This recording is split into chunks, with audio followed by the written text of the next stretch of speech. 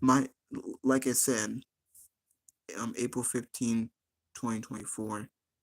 My video was sponsored by JD from New York, Solomon the Sound Dog, Good Might Work Commentaries, Fightful Pro Wrestling, Wrestling Inc., the Joe Cronin Show, and all the other podcasters that you guys watch that I subscribe to my channel. Make sure you guys hit that like button, leave a comment, please subscribe to my channel. Um, enjoy this video. It will be like an hour and 30 minutes, hopefully.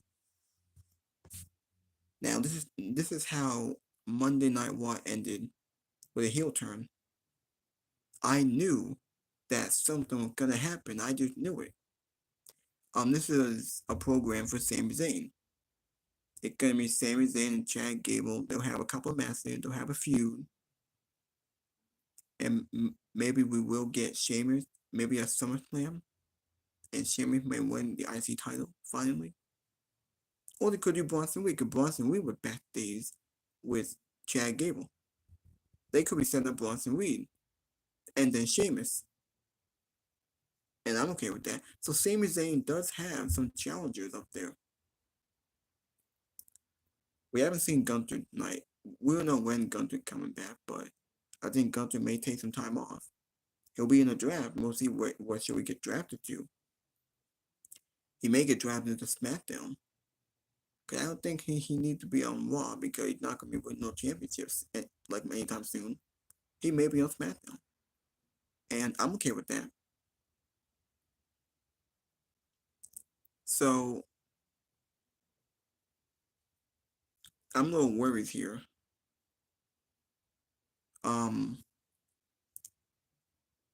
Now, I'll just hold on, let me turn on the volume for a minute.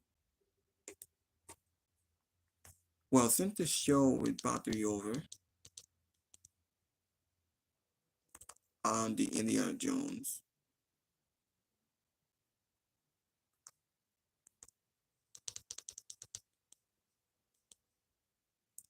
Now, let me just show you guys what happened on Monday Night Raw.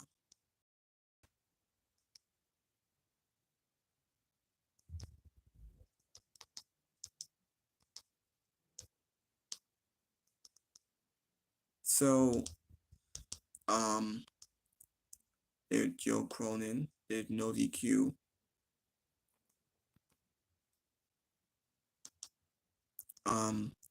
Chad Gable turns. That was the other big thing. Rhea Ripley turns.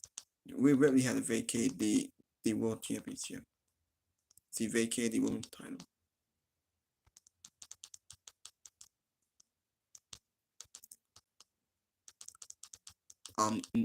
That's how the show started. Rhea Ripley came out. Adam Pearce was out there. She had to vacate the Women's World Champion because last week she got injured. They said it was a legit injury. It might be an arm injury. She got injured the same way I think Liv Morgan got injured last year. Whether it was legit or this was planned or not, or this is all part of the story between Rhea Ripley and Liv Morgan, I think it is. So she had to vacate the Women's World title and said that she's coming back better than ever.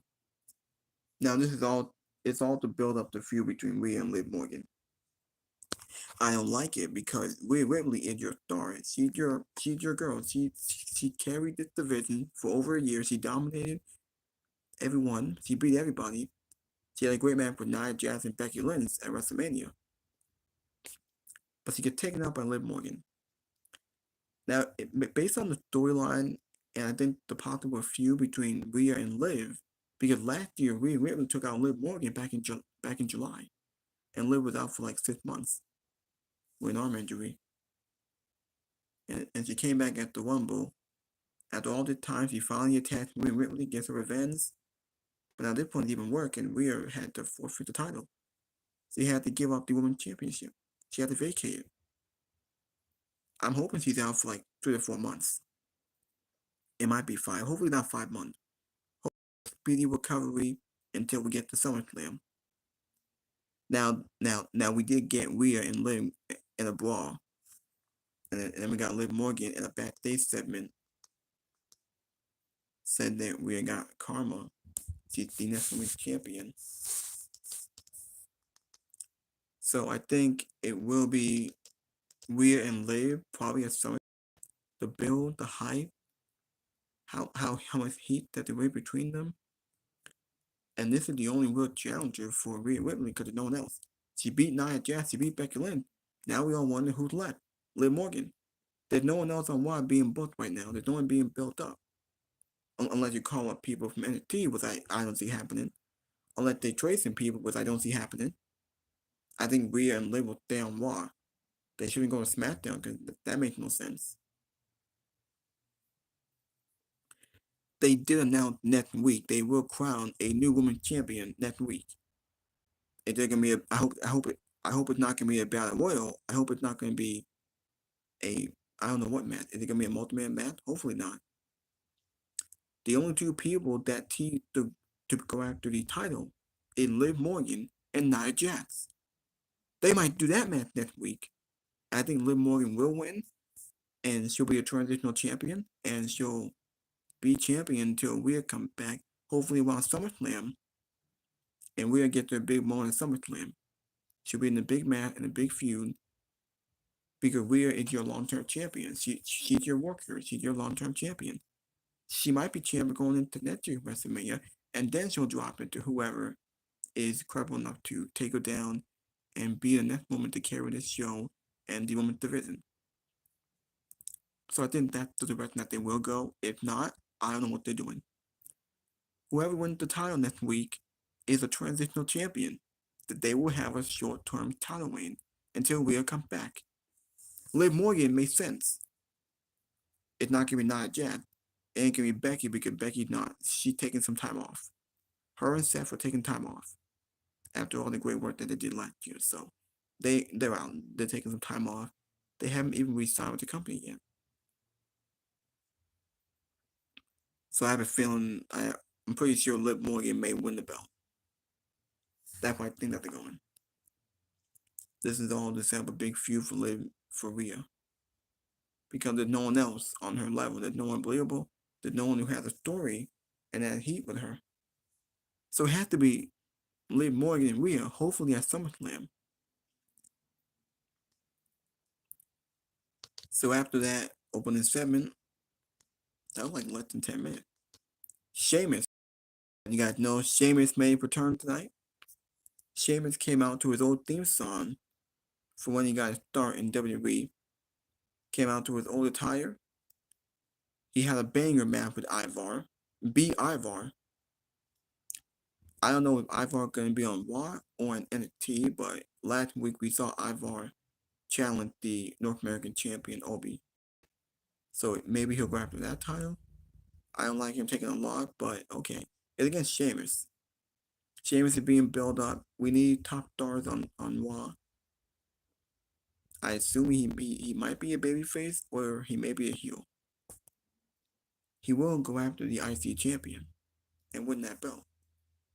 After Sami Zayn gets done with Chad Gable, we'll see Sheamus challenging Sami Zayn for the belt. We got Triple H. He also gives new World Tag Team title to Awesome Truth. Miz and R-Truth got new tag team titles, and the titles look very good. They will elevate the division. Next week, they announced Awesome Truth and DIY for the World Tag Team title. I'm looking forward to it. Gonna be a great match, a big match. They did win in a contender match. They beat R-Truth and the Creeper in a very good match. This match was very good. We also had a promo package with Damian Priest. Damian Priest's journey to World Heavyweight Champion. He told the story how he was homeless. He told how great he was in NXT. It showed the highlights of him being with Judgment Day, the match with Bad Bunny, him winning Money in the Bank. Sheamus, oh I forgot, Sheamus put backstage on Raw executive. I don't want this. We had a tag team match. This match went 3 minutes. Indy Hartwell, Candice LeRae. They beat Maxine Dupree and Ivy Nile, match went 3 minutes, whatever. Crowd was dead for this match. No one gave a shit. Indy embraced a Candice poison sign. Okay. Andrade had a decent match with Dominic. Judgment Day beat him down. Ricochet saves him. They announced next week Ricochet and Andrade team up against Dominic and JD McDonough. Or should I say JD McFiddle? JD McNuggets. But yeah, that tag team match going next week. Piper Niven and Chelsea. Oh wait. Piper Niven and Chelsea Green take down Kaden Carter and Katana Chan. They match for 3 minutes. Nothing match, whatever. Cody Rhodes came out there, don't know why. He should be on SmackDown, but he's on Raw. He came out there, didn't really say much. Well, he talked about him being champion, he talked about The Rock, he talked about the bloodline, what happened on SmackDown. He came out and thanked Jey Uso for helping him at WrestleMania. Then we got Jey Uso beating Finn Balor. After the match was over, Judgment Day attacked him. He had a brief stare down with Damian Priest. That was it. We did see Drew McIntyre have a backstage segment, a quick segment. That was it. There was nothing much about it.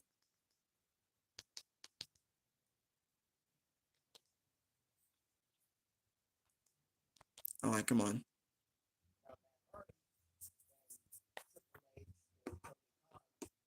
Might be willing to give him some more money for a new contract. I think it's smart on that part. Next up, we had Drew McIntyre backstage, and he was interviewed, but he really had nothing to say. He's pissed off about CM Punk from last week, and he just kicked the monitor and walked off. And that was all we saw of Drew McIntyre on this show. CM Punk is scheduled for the draft episodes of Raw and SmackDown coming up, so we'll see if there's a continuation of the Drew McIntyre and CM Punk storyline then. We had Candice LeRae and Indy Hartwell against Ivy Nile and Maxine Dupree.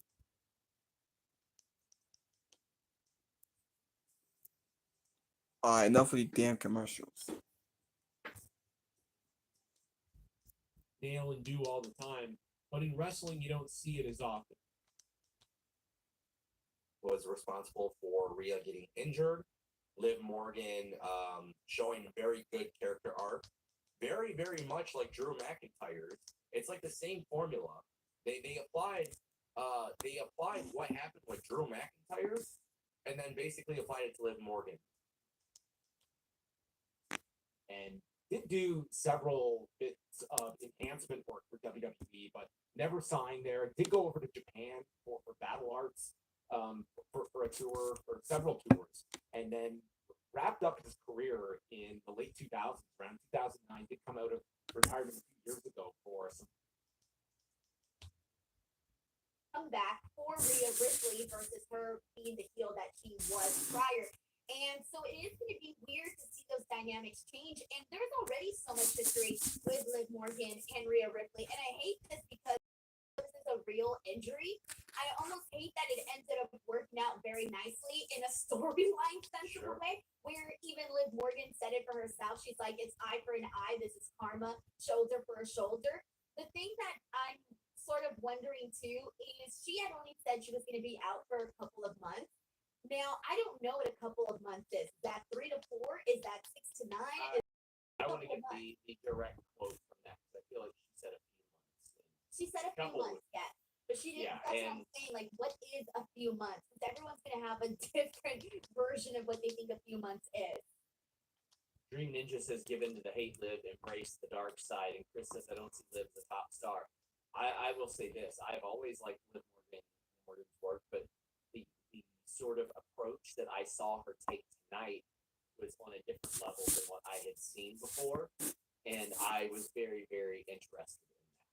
Do you think she should take a page out of Drew McIntyre's book where she kind of channels a little bit of what he did? injury. I'm not really trying to compare this to, oh, well, so-and-so was out of action for a long time, or Roman never defended the belt. He kept it up for months. It's not the same thing. We'll talk about why here in a little bit, but unfortunately, Rhea Ripley has forfeited the title, and they have not yet announced how they are going to crown that new champion. So they will probably do something stupid like a couple triple threat matches, and then the winner faces, or a little mini tournament, or something like that. They'll probably even include some SmackDown stars. And we are on the verge of that draft as well, so I don't know how that's going to work out. It feels like they want to keep all the world heavyweight shit on Raw, at least for right now. If they start mixing them up already in this draft, I don't know. I don't know if that's what you want to be doing yet. It's kind of a confusing time in WWE, but we'll try our best to kind of talk about it, dissect it a little bit, and see, what they could do, what they might do, and what the future of a lot of these championships are. Because if you notice tonight on Raw, when they did present Miz and R-Truth with the new tag team championships, they are no longer naming the titles after the fucking show that they're on, which I think is a really smart idea. Go back to the way it was 20 years ago, WWE and the world. WWE World Title, WWE Title, WWE Tags, WWE World Tags, and now they've even added the women's into that with the world, with the women's and women's world and WWE women's. So we'll talk a lot about that as well. But overall, and we'll talk about the return of Sheamus tonight. But overall, I thought tonight's Raw was pretty good, and it still feels very good to be a wrestling fan. Wrestling still feels hot, even though we are on the other side now of WrestleMania 40. The Rock is gone. Roman Reigns is gone. Fan interest is still high. WWE is still very, very hot right now. Triple H and WWE's new vision, new era, and we saw more of that great production tonight. I think WWE is definitely heading in the right direction from a fan's perspective. I'm liking what I'm seeing from them, and I hope they just continue to roll, because for the first time in a long time, shout out to Ibu of Wrestle Purists, who put up a clip of Osby always was, and this is very much, I know this for a fact. I got to spend some time around WWE production in that time period. Everything was driven by Vince and Kevin Dunn. As big as better. How big can we make the set? Nice technique. And use of code.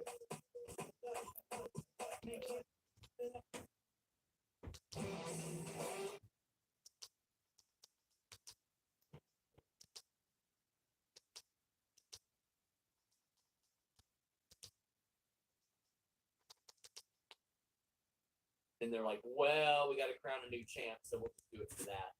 So I'm kind of glad first off that we're not going 6 weeks without that, unless it was a 6-week tournament leading all the way up to Queen of the Ring. Then I'd be okay with it. But as you mentioned, Denise, next week we're getting a new world champ. And they didn't give us any details, right? Like, they didn't say, like, match, who's going to be in it. Like, we don't know any details, just that there's going to be a new champion next week. And I don't know how to say this, but, like, no one right now feels deserving of being the champion. And that's where a little bit of my issue comes with, like, we're going at this way too quick. Like, I would have really liked to see some sort of tournament. I don't know how even anything that would have put some people showing a lot of effort, because I'm looking at this and I know there are people pitching a lot of names, and I'm like, yeah, sure, that's fine, but you got to understand, like, you're following Rhea Ripley right now. Rhea Ripley is not just a superstar on the roster. Like, she's one of the top stars, and like, in order to make up for that, like, you got to come in and bring your A++ game, or had been bringing your A++ game. That's when someone said, oh, I wish Becky was here, because Becky is one of the few people that I can see right now being champion, being like, okay, yeah, I'm totally cool with that, no problem. But anything else kind of feels like, oh, well, I kind of want to see a couple more months or a couple more weeks of them actually having matches and going out there wrestling and anything. Like, it just feels too soon. Melissa, who follows all the worst people on Twitter, says Rhea. And RJ says, I feel live to create a better facelift later on. Yeah, I mean, I think a lot of the best baby faces are emerged from a lot of the heels seeing the error of their ways, so to speak. Matthew England says, just want to send some love to me, some more of the hate. I don't know. We didn't really sexualize this podcast. What? between my Garfield tennis shirt. Don't worry. The we're next show, Sean, I'm gonna come completely covered. To go without defending the title. It was a long time. It was just defending the championship on the big four pay-per-views, and that was it. But that's because he's Roman. He has different rules, you know. And with Rhea Ripley, her situation, her spot on the card, her spot on the roster, maybe it just wasn't doable for her to keep the title just for the sake of them keeping the title. Then you're going to be purposely keeping her on the shelf. What are all the other women on Raw going to be doing in the meantime? Then, if there's a title to compete for, somebody brought up to me on Twitter today. They thought they should have done interim champion. No, WWE's never done interim champion for sure as shit. Not going to start now. And I think with Rhea Ripley, whatever the severity of her injury is, it's going to keep her out long enough to where we have to strip her. And it's not that big of a deal. It sucks that this long run, 380 days, I think she said it was, something like that, had to come to an end. Don't get me wrong.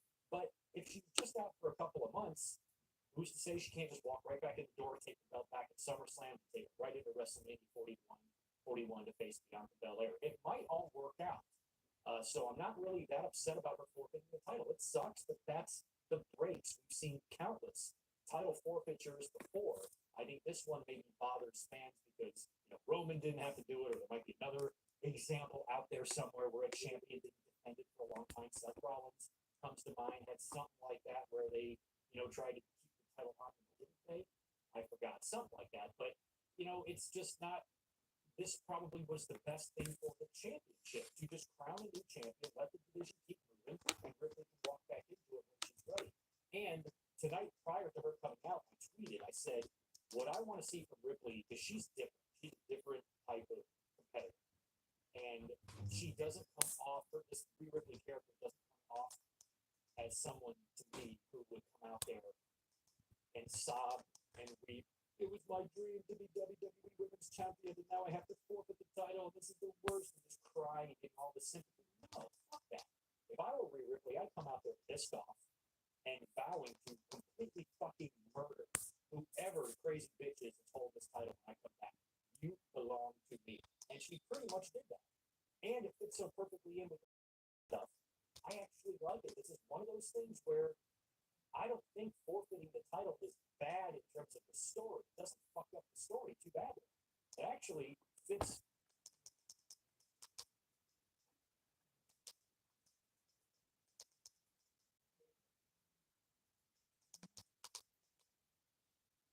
Hear me out. Liv versus Nia NXT. Ends in a DQ via a Becky Lynch in a hood with a new look and a triple threat at Backlash. I would like it if there was a triple threat at Backlash, or some sort of winner. The winner being crowned instead at Backlash instead of Raw next week. I like that idea an awful lot, actually. I mean, those are three of the most utilized singles characters within the context of this program. So yeah, Matt Hennessy says the Rhea injury sucks. The silver lining is the heat that Liv gets with it. Chad heel turn was great. I think DIY beats Awesome Truth next week. But we're about to talk about that as well. A reminder, get your super chats and humper chats in. I love how much you guys are wanting to talk about not just the unfortunate Rhea injury, but the Liv booking out of that as well. KE775 says any guesses on talent going from NXT to main roster and vice versa. Intrigued at how many talents head to NXT for a fresh start. So myself and Corey Brennan reported on FightFulSelect.com. The Final Testament, Ivar, people like that popping up on that show is more of a preview than anything else. But Carmelo Hayes has been discussed. Ilya has been discussed. Tony D'Angelo's family has been discussed as well. There's several of them. Hey, Sean, are we gonna make up for our terrible mock draft that we did last year? Are we gonna make up for it this year? I forgot about that. I haven't prepared for that whatsoever. Me neither. Didn't feel like we did last year either. But because like once you get the rules, maybe.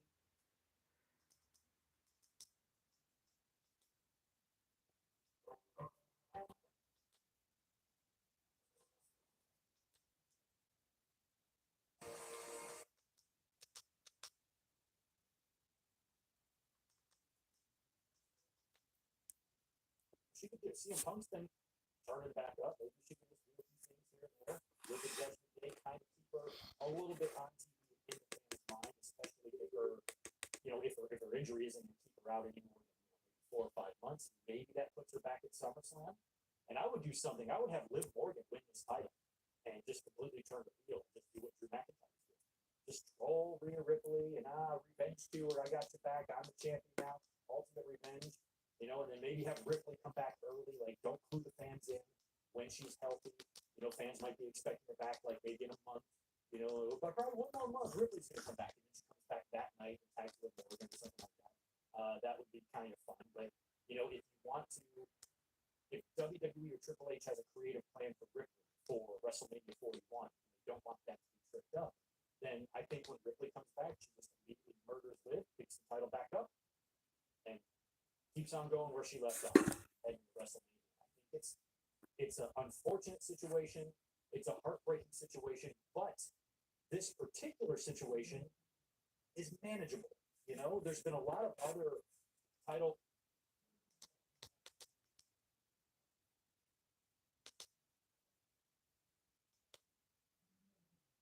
Technically, Von Wagner's a free agent. Yeah. Forgot about that. Zion Quinn too. Yeah. No, but Case- Zion Quinn did show up one time and had a squash match, I think, on one of the shows. Yeah, Braun Breaker. Yeah, okay, see? Freaking out bad. K775 says it's Triple H handling contract negotiations for Drew, Becky, and Seth since they fired the town guy last week. Listen, we're going to have a lot on that. We also reported on FightfulSelect.com. Natalia is up in like a month. Drew is up in like a month. We reported that today. They were not happy with how long a lot of these people were being waited on for contract negotiations. And People want to feel wanted, man. People want. And listen, if you want to feel like Ripley comes back, she's just going to be just like when Triple H got injured. Triple H got injured in 2001 as a heel, but came back to a hero's welcome in 2002. It's probably going to be something similar like that for Rhea Ripley. We're all going to be happy to see her back, and she's going to get a huge ovation when she does. And if she comes back as a babyface to see a heel Liv Morgan, she just fucking eats her for lunch. And maybe Judgment Day is still running its heels, but now Ripley's back as a babyface, and maybe that causes some stuff, and that would lead to refining the split of Rhea Ripley and Dominic after a couple of years. All of this stuff has potential for storyline in the future. So even though it sucks for Rhea Ripley personally, all the fans like us hate it for her. We've had worse situations. That's all I'm gonna say with this stuff. We will see. I miss mommy. Max Punkybrook, good to see you. Denny Down Bad here as well. Long camera from Jay to Sammy was great. Awesome. It definitely was. We'll talk about that. Who else we got in the house? We got Sonic Plays. Trying to get all the channel members. Barry, sorry about my last two. You never have to apologize to me, Barry. We're friends. No, but I saw that a lot. That was the first thing that was coming up in a lot of people's minds, and you're not wrong. You're not wrong to make that comparison. Why the fuck did Roman get to sit on his ass for a year, but Rhea Ripley's just going to be out a couple months and they forfeit the title? I get it. It's not like I don't see what you're saying. I just think that there's no one set of rules for the entire roster when it comes to that kind of stuff. It's all situational. You make a decision based on the situation.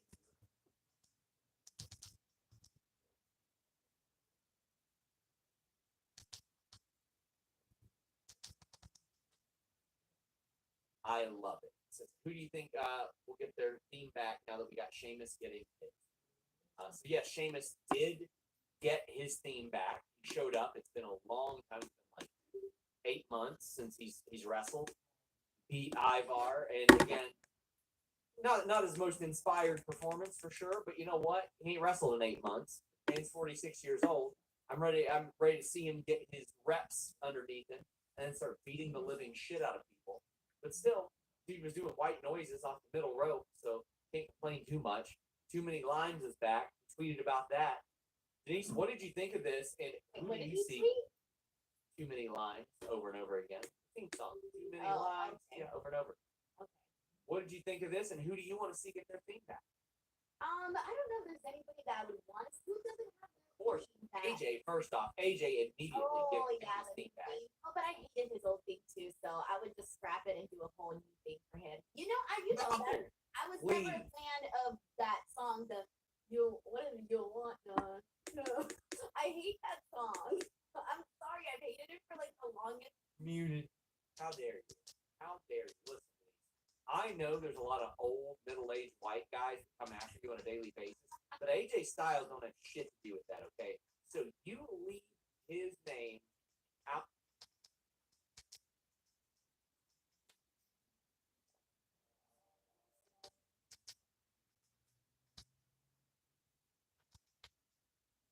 So this goes to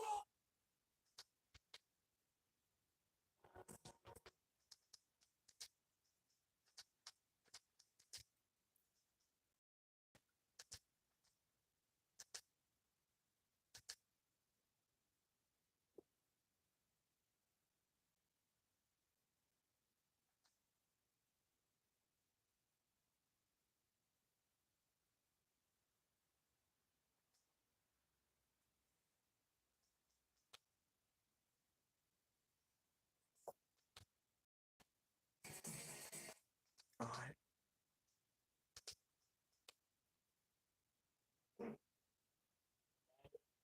even though we just spent a few minutes here due to a couple super chats chatting about Rhea Ripley about the chat. I was never a fan of the song. I feel like eventually I'll get nostalgic for Naomi's theme, but I kind of like Gargano. That's the one I want back. Yes. That's a good one. Well, and it reminds me of Hot Topic. Broken Dreams for Drew. That's definitely one I want back. Rock Hard Joel Wood says, any news on NXT Battleground? Got the combo for NXT and Raw, but I've only seen local ads in Savannah for Raw. Live events page still lists Battleground for Savannah in May. I don't think it'll be at the Apex as suggested. That it's very. I don't know why that went out there. I don't know why that would make any sense. I don't know why they wouldn't show the performance center if they were going to do it at the UFC Apex. Some people would suggest that. Team Henderson, thank you so much for the super chat. Chances Tony can get Drew, Becky, Seth. This much I tell you. If Tony Khan gets the opportunity to bid on any of those people, he will outbid WWE. That's just what will happen. He And will. you can't blame the talent for seriously considering where if you have the option to go to AEW and get paid even more, then you can't blame them for that. Like, this is life-changing money for some of these, like for a lot of people. Life-changing money. I know a lot of these wrestlers are already millionaires, but add more millions on top of that. Now you got people saying they ain't signing though. I remember an awful lot of people that did sign that people said wouldn't sign, and everybody said that Cody wouldn't leave AEW with WWE. You don't know their priorities and motivations. You don't know. Period. Well, remember John Moxley? I remember his story was interesting because he got an offer from WWE and he didn't even bother to like open it and look at it. I remember he said that, and it, like he's.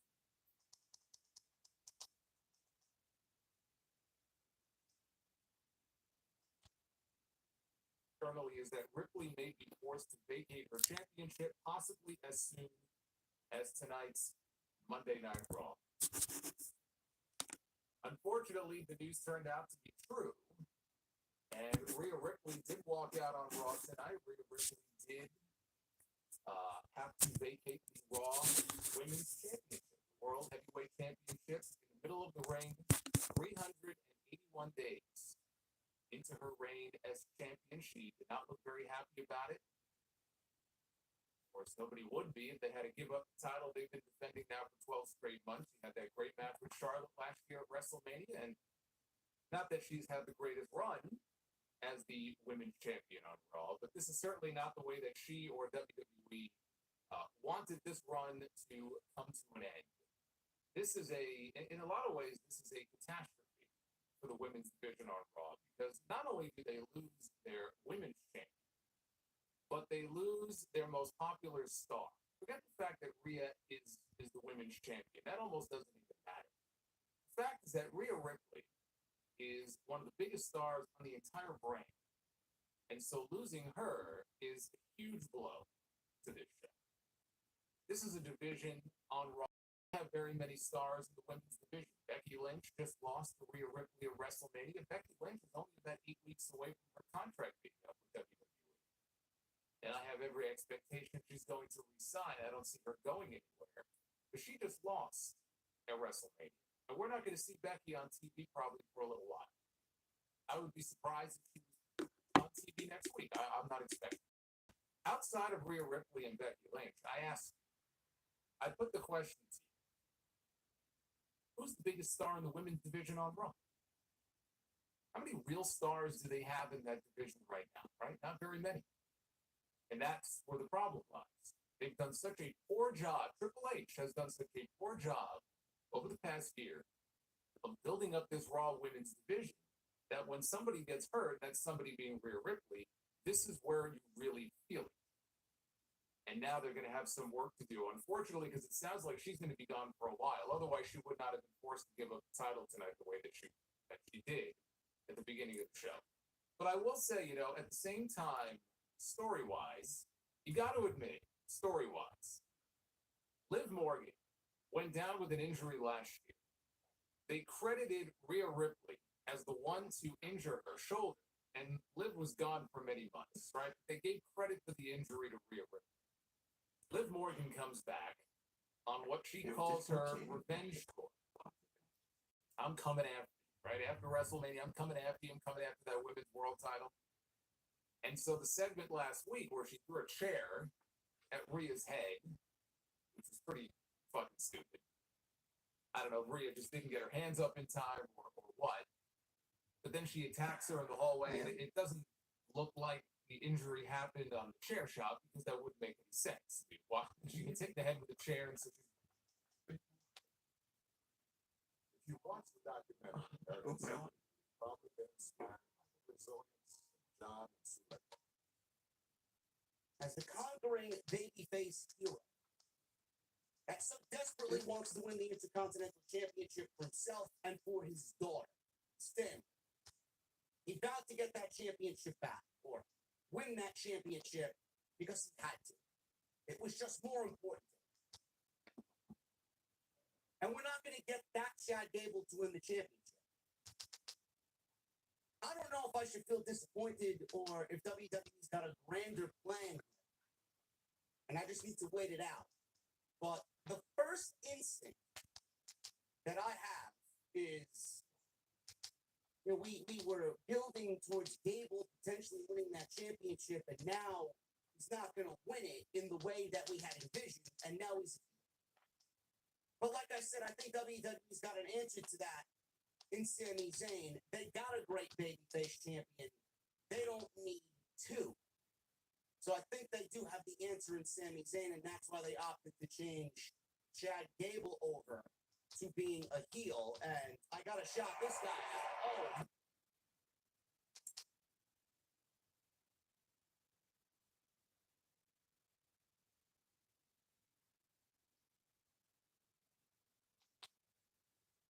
It was because I never thought it lived up to the TNA song that he had when It's a good one.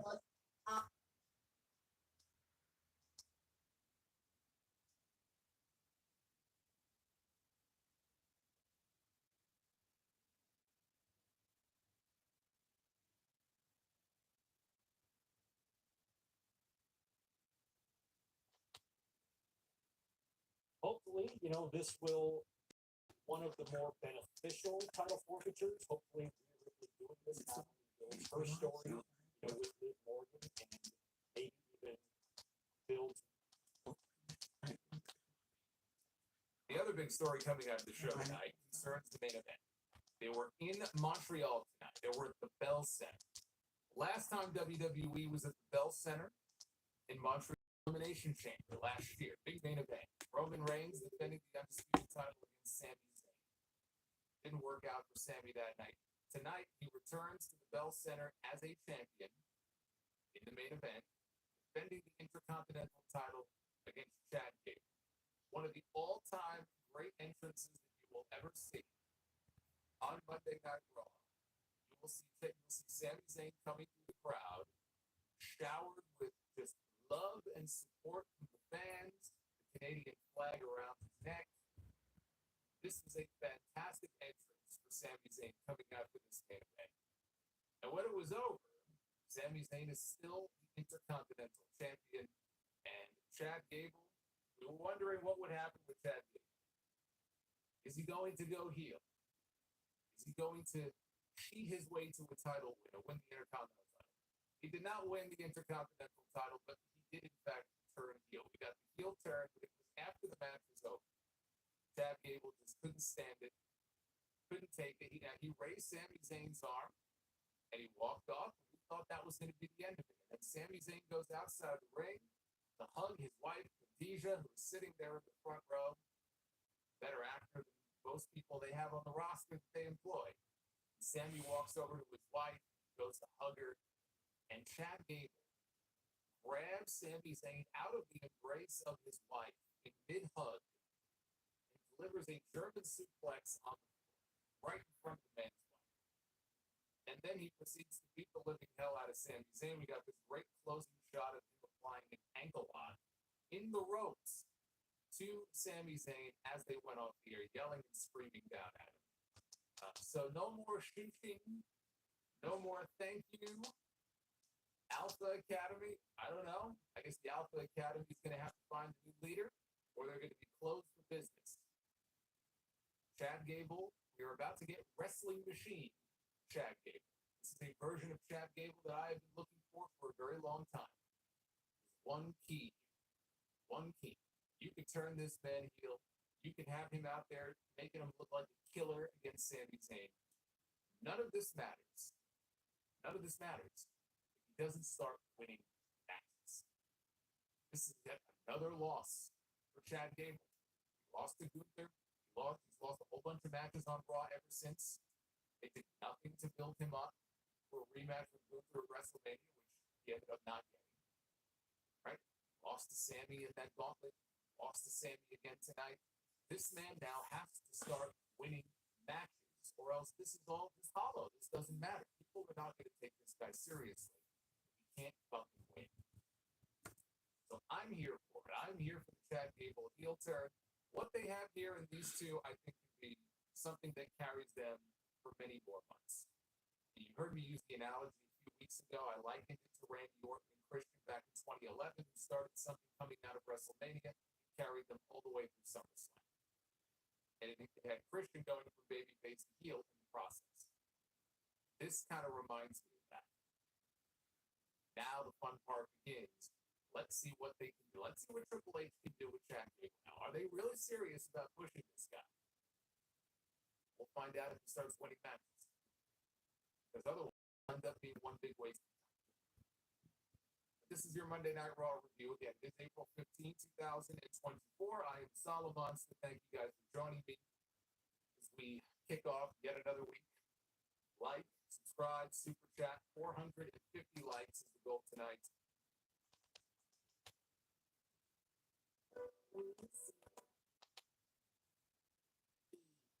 Not a situation too vicious for Rhea Ripley to walk away unscathed. And unfortunately, we don't got any real news on it. We don't have an actual diagnosis. But Rhea Ripley comes out tonight in a sling, and she vacates the Women's Championship 380 days, I believe, as the Women's World Champion. It's a shitty way to go out, man. WWE's got a lot of work to do, and they are already in the works. We will crown a new women's champion next week, which I think is way too soon. But we will crown a women's world champion next week, and we will go over that right at the top of this review, because that's legitimately the first thing that WWE wanted to get out there. Rhea Ripley vacates that women's championship. And Jey Uso alludes to more Bloodline members showing up out of nowhere. And I think he's going to come face to face with the newest one when he stares face to face with Damian Priest in France at Backlash the WWE World Heavyweight Championship. We will go over how I think all of that's going to go down right here on OTS. And I want to thank you guys for joining me here on the podcast. It's a great Monday. A very good Monday.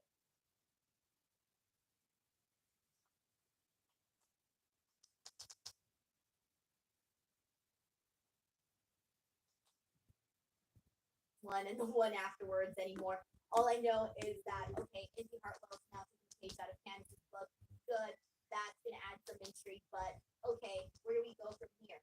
I feel like we need to make some more changes. One of the things that I had mentioned right off the beginning when Candace LeRae started being like a heel, I wish we would have seen a different, like, see her change her look, her getup, any little thing to just sort of make it feel like fresh and new.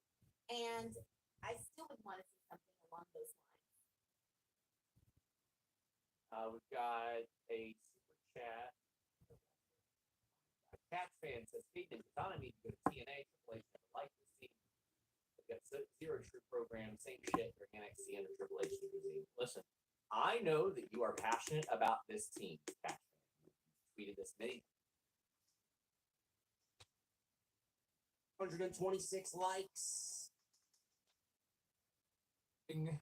Or blood. But she's not just going to be gone because of an injury. It's because when she finds Liv back, they're going to have to lock her up in a Montreal jail. I was in Montreal once before. I was not in a Montreal jail, so I don't know if that's worse than like a Mexican jail. I have no idea. But she said she was going to end up in jail if she saw Liv Morgan. Well, ask and you shall receive. They hit Liv Morgan's music. Fuck. Creflo. Creflo $50.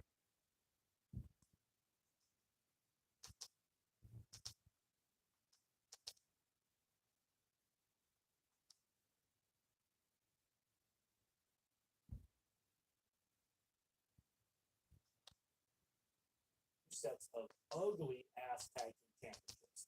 So Triple H announces that we had 2 tag team champions come down with the belts at WrestleMania. So therefore, we're going to. I guess he just says we're going to unveil new titles to get into this new era, whatever the fuck he says.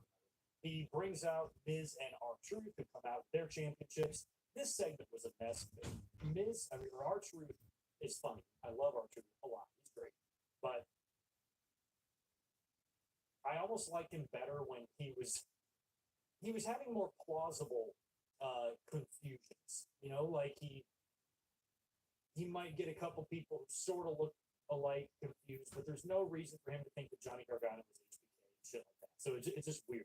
So Miz and R-Truth come out there. Triple H unveils these new tag team championship belts, which are still rounded. They got the round front. They're red, or they got the black with red on it. 70, 80, and 80%. Because now, I look at some of the other champions that we have had here in WWE. Roman Reigns was the champion for 3.5 years. In any given year that Roman Reigns was the undisputed champion, he had maybe 5 or 6 matches. You might be able to fit the total number of matches that Roman Reigns had in a given year on one hand, with the fingers on your hand. And if you have a 6th finger, which some people do, you can still fit it on one hand.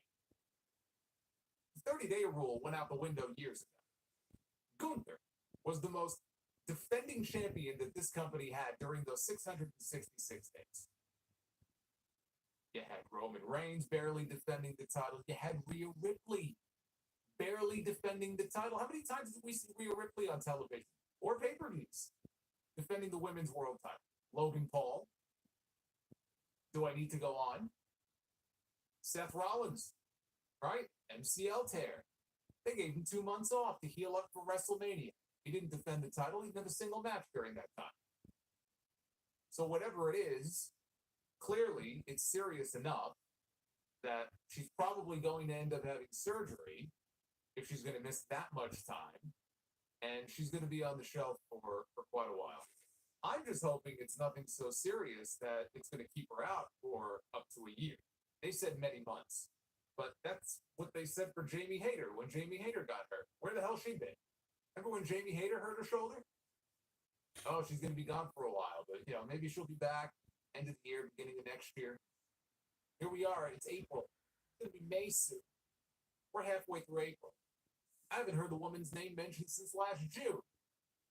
So I hope it's not a situation like that. And with Rhea, with the Judgment Day, you can always find ways to keep her involved on TV in some way if they have to. So hopefully it's nothing quite that serious. Now, later on in the show, they did announce that they're going to crown a new champion next week. And I said, oh, okay. I thought they were going to drag this out a little bit. I thought maybe they would wait until Backlash or something. So we're going to get a new champion next week. I think that in this case, the most obvious choice may be the best choice. And the most obvious choice to put the women's title on would be Liv Morgan. Because you've got the built-in story.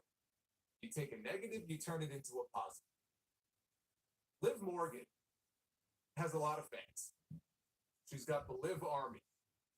And going into WrestleMania this year, there were a lot of people, when Liv came back earlier in the year, there were a lot of people who said that, well, it should be Rhea Ripley and Liv Morgan. Right? Because the last time we saw Liv Morgan, she was injured by Rhea Ripley. So why not go for revenge, right? The fact is, that wasn't the big WrestleMania match. The big WrestleMania match was Rhea Ripley and Becky Lynch. It was not Rhea Ripley and Liv Morgan. Sorry. So they did the right match, and they had a great match. Or a very good match. So Liv Morgan now, the story is still the same, where she's on her revenge tour. Unfortunately, Rhea got hurt. Take a negative, turn it into a positive. People in this building tonight in Montreal were already booing Liv. And she'll continue to get booed in whatever city they go to because people like Rhea Ripley. It doesn't matter if she's part of the Judgment Day or not. They love Rhea Ripley. That automatically makes Liv Morgan a heel. So embrace it. Let her go full psycho. And if she wins the women's world title, again, I don't know how long Rhea's going to be gone for. It could be 6 months, it could be 9 months, it could be 4 months.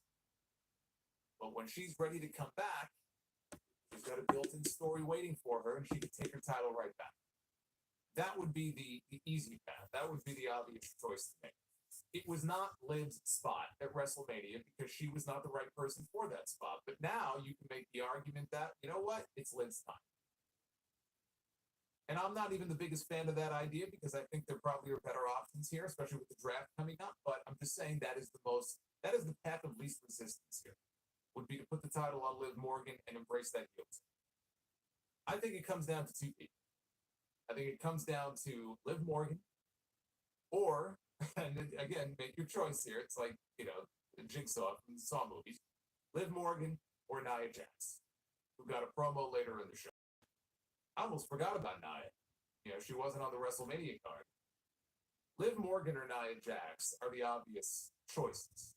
If they're not waiting until the draft, if they're not waiting until post-draft, if they're not turning Queen of the Ring, which could have been co-branded into a tournament for the women's world title, which again is an idea that I could have gotten behind that idea. You could have had other people in that tournament, Bianca, Tiffany Stratton. I mean, you could have really had some fun with it. I mean, think about when they introduced the World Heavyweight title in Saudi Arabia last May. They also co-branded it. You had guys from Raw, you had guys from SmackDown. It was a Seth Rollins, AJ Styles final. So they could have done the same thing here. But I think it's either Liv Morgan or Nia Jax. That's who I think they're ultimately going to go with. Some people were saying maybe, you call somebody over from SmackDown. Doesn't look like that's going to happen. Personally, look, someone like a Tiffany Stratton, I considered it. I thought about it before I knew they were doing this next week. I would rather see Tiffany. Were that the situation was a freak accident and happened when Ripley went into the walls during the backstage segment last week with Liv Morgan. However, there were 2 incidents of that. Morgan is playing it up on social media, and we're told that there's no heat on Liv for the situation and was not blamed by Ripley or by WWE. And like you saw, Rhea Ripley ended up vacating the championship. Now, I see a lot of people on social media, because they don't have a fucking brain between them, And everybody is just so gung-ho to jump to some fucking conclusion without coming up with a logical thought. Oh, well, Seth Rollins didn't have to vacate the title. All right, well, Rhea Ripley's not going into WrestleMania, and WWE didn't want another problem on top of CM Punk already going down to further fuck up their WrestleMania. So they opted with the diagnosis, saw that Rollins could actually make it back, and he did with some time to spare going into WrestleMania. This is not the same situation as Seth Rollins. So use your fucking brains and shut the fuck up. It's not the same thing. Stop. The other one is, well, I don't know why Rhea Ripley's going to vacate the title. Roman Reigns never shows up to work, man. Rhea Ripley's not Roman Reigns. Roman Reigns can fucking commit bloody murder in the middle of the ring, and they're not going to fucking bat an eyelash. Stop. There are levels to this. And how the fuck do you know what the diagnosis for Rhea Ripley is? For all we know, Rhea Ripley could have a serious injury that will take her out of in-ring competition for more than 3 months, like a Rollins, or miss more than 3 months, like a Roman Reigns. Do you want that for the division? Because I know I don't. That division looks like she may be gone most of the year. If she's got to vacate the championship, 4 months, 5 months, 6 months, at least. We don't even know what the fucking diagnosis is. And people are blaming other aspects, coming up with other excuses. It's ridiculous. Then I got the other side. Oh, Liv Morgan's unsafe. Oh, Liv Morgan is this. Somebody needs to check on Liv Morgan. She's an unsafe worker. Liv Morgan needs to be punished to the 10th degree. I mean, you're never going to win with these fucking people. You're never going to win. It was a freak accident. It looked bad. I don't know why we're throwing chairs above neck level anymore. Clearly something went wrong there. I think maybe next time we kind of lessen the chairs flying at somebody's fucking head, so we don't have to run into this problem again. It was a freak accident.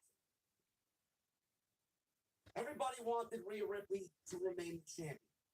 And now Raw has no women's champion.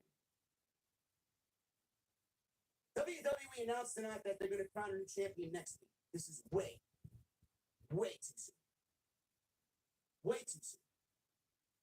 WWE would be best served to wait until after the draft. And then we get some solid competition. I don't know why there is an internal need to rush to crown a women's champion. On this brand, there's legitimately no one on the show outside of Nia Jax, Becky Lynch, and Liv Morgan. I don't know. I don't know why we need to rush. Now, clearly, the one that everybody's probably going to gravitate towards is Becky Lynch.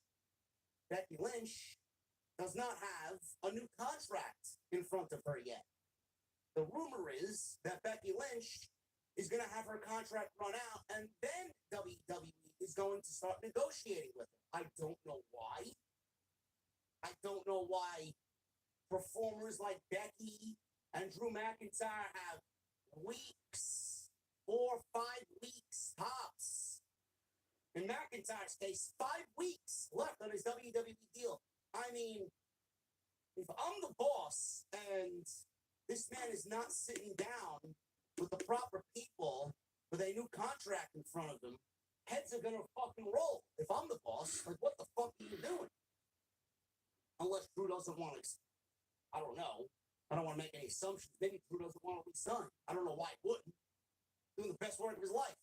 Same thing with Becky Lynch. Becky Lynch could probably be looked at as the MVP of that women's division. Body work that Becky Lynch has done within the last year has been probably some of the best work of her entire life. There is no one on the Raw brand right now that I would want to see as the women's champion. So why are we rushing to crown a new champion? Liv Morgan is not the answer. Liv Morgan's revenge tour is not going to end next week. You guys really want Liv Morgan as the women's world champion? I know I don't. Me neither. I don't believe I'm going to say this. Somebody may have to check my temperature. I would rather see Nia Jax as the women's world champion over Liv Morgan. Believe it or not. Because I think Nia Jax has actually put in the work.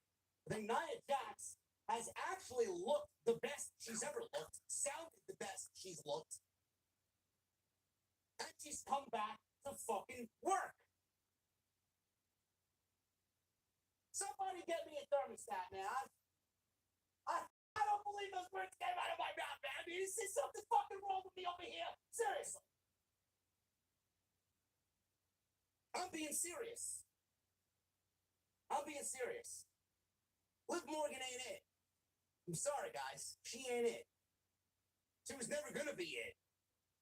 Yeah, let's reward Liv Morgan with the Women's World Championship after she injured our female star in Rhea Ripley. Sure thing, man. Elephant.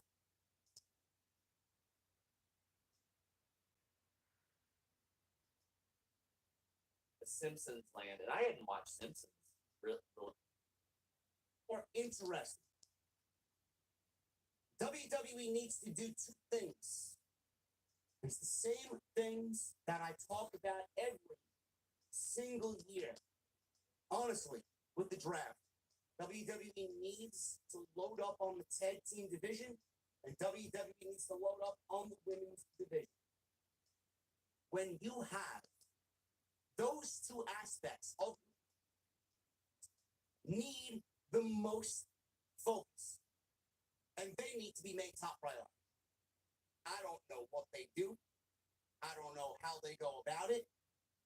But the tag team division and the women's division need a complete overhaul. They are clearly not going the way of one singular women's world championship. They're not going the way of one singular men's tag team championship, which I've been preaching since 2016. Almost 10 years of the same narrative. Probably never going to happen. The WWE needs to do one thing. Rhea Ripley going down is a massive blow. 3 months, 4 months, 5 months, 6 months. We don't know. Any extended period of time with Rhea Ripley off that roster and off that show is bad. You can't replace her. Yeah, we can. They have talent, but you're never going to find another Rhea Ripley. So what does WWE do? All I know is Monday Night Raw is going to be the A show. I want you guys to take that into consideration. When Monday Night Raw moves to Netflix, all the biggest stars, all the heavy hitters are going to be on Monday night. Cody is not going anywhere. Gunther is not going anywhere. I mean, that women's division, for all we know, Charlotte may end up on Monday Night Raw via the draft. Bianca may end up on Raw via the draft.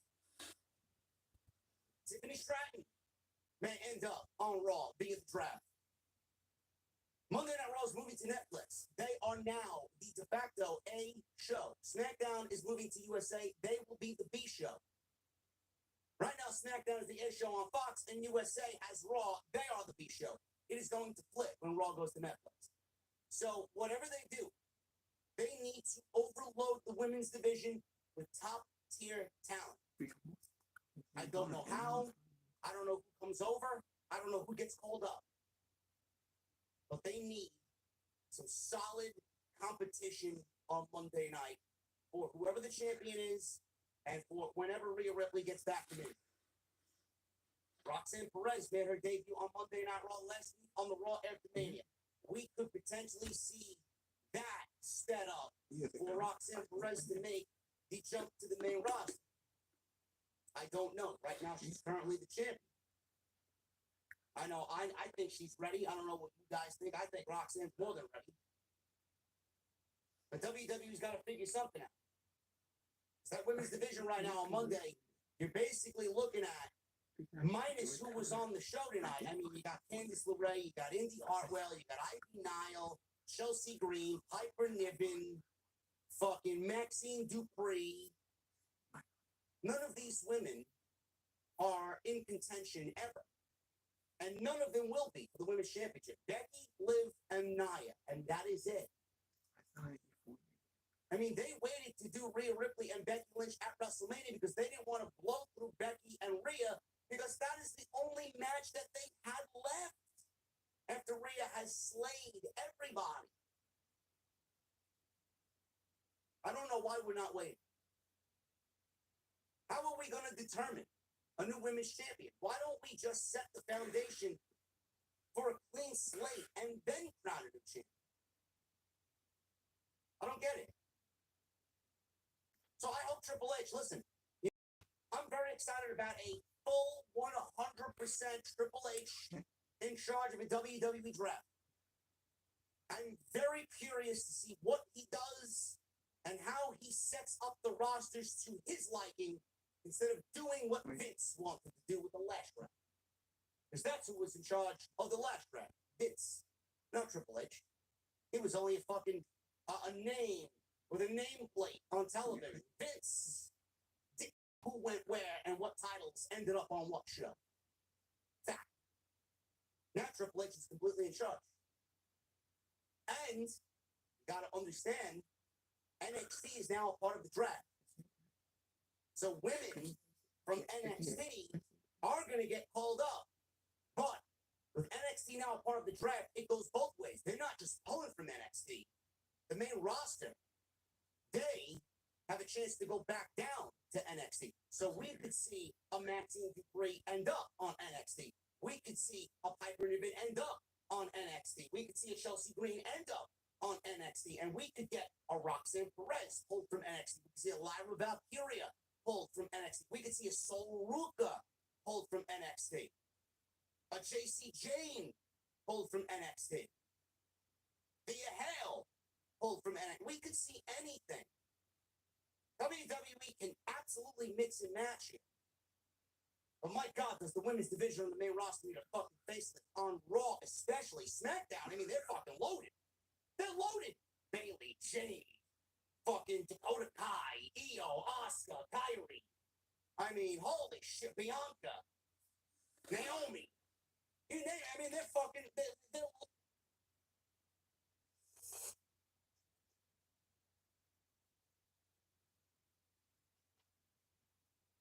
Since 1880,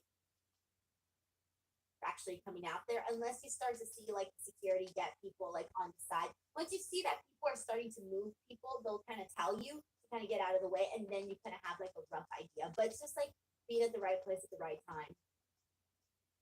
Denise, you and I have been reviewing this show together for almost 5 years, and we reviewed it during one of the worst periods ever. There used to be people who sincerely defended the garbage that was on that show. Listen, it's subjective and all that. But beyond that, I can't tell you how long I complained about cuts, zooms, shakes, the same old production, how ugly just the show looked bad.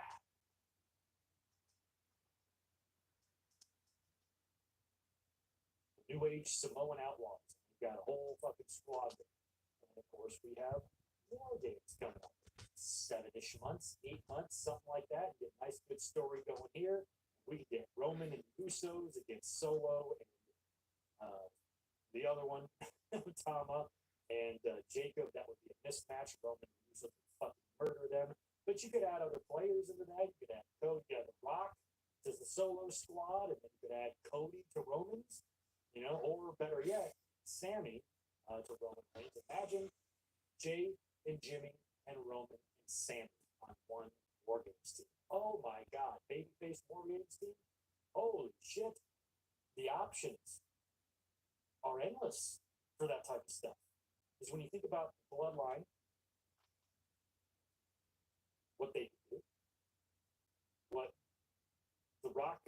what Roman could do, what Roman could do with Rock, what Rock could do with Cody, what Roman could do with the Bloodline. You know, what the Usos could do with Tama Tonga and Jacob Fatu, who are the two sons of the Islanders, one of my favorite tag teams as a kid. I fell in love with them when they were baby faces. And I remember I was watching, it was 87. They were facing the Can-Ams on TV. And I already thought that was weird because it was like kind of,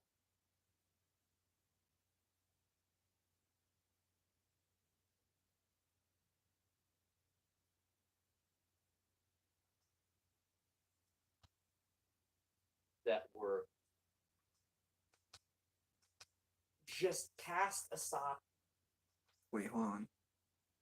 Oh, they weren't done justice by especially those two guys. Those two guys. A guy who had well expired creatively, and a guy who had well expired from a production standpoint. Because we have seen so many things that me and you have went,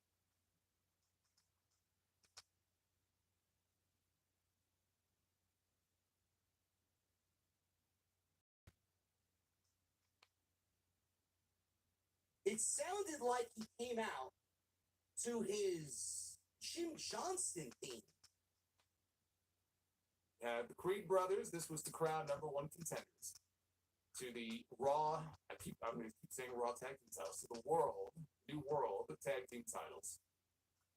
You know, it's triple threat mania in this company right now. We had 2 triple threat matches on SmackDown, which leads now to LA Knight against AJ Styles in a #1 contenders match this Friday.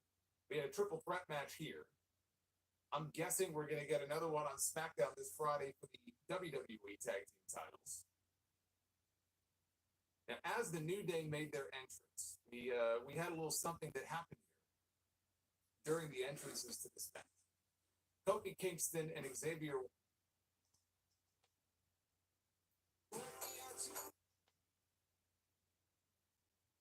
Sheamus and Ivar. Sheamus comes back after 9 months being away, and this guy's doing a white noise off the top rope to fucking Ivar. This guy's a fucking psychopath. Sheamus is out there, is looking great. Ivar makes his way out to the ring. Ivar's been impressive. We go to an early commercial break. He hit a big white noise off the middle rope. Popped the crowd in Montreal. He didn't go for cover because he went for commercial break. Sheamus, back from break, hits a big power slam, and then the 10 beats right across the chest on Ivar. Ivar dropped him with a roundhouse kick and a splash off the top for a 2 count. Ivar tried a springboard crossbody.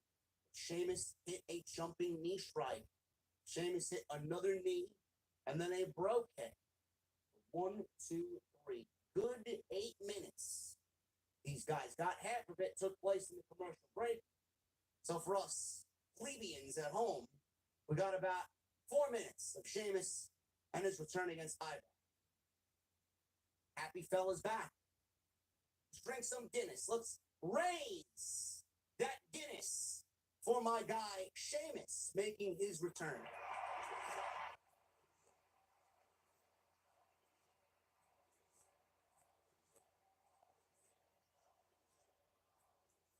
David M. with a 99.99 super chat. I think that's why you put the title on Liv. Unless she has to be off TV entirely, I think you should pull another Stone Cold Owen feud in 97 after SummerSlam where he helped Owen win the title so he could beat him for it later. Granted, Liv is no Owen, but it keeps Rhea Ripley around. They may very well do that, David. I'm not really sure if that is what they are going to do. But there are a small pocket of fans out there that actually do want to see that happen. I am not one of them. I am not one of them. I do not think Liv Morgan is championship material. We have been there, done that.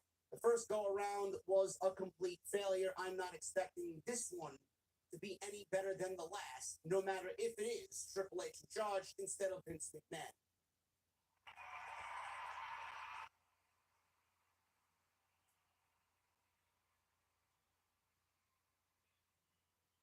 And we got a $50 super chat from Masen Hollowell with a $50 super chat. Thank you very much, JD. Love the show. Great work and awesome show you do. Where does Seth Rollins fit in with Roman Reigns?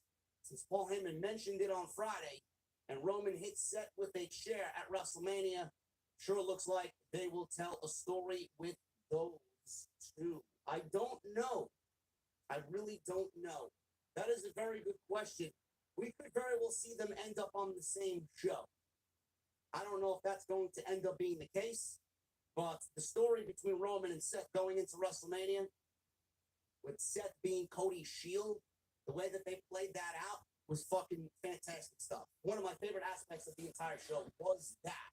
So good on WWE for really telling that story, and the Roman Reigns anger that he saw when he saw Seth Rollins wearing that shield getup at WrestleMania, loved it.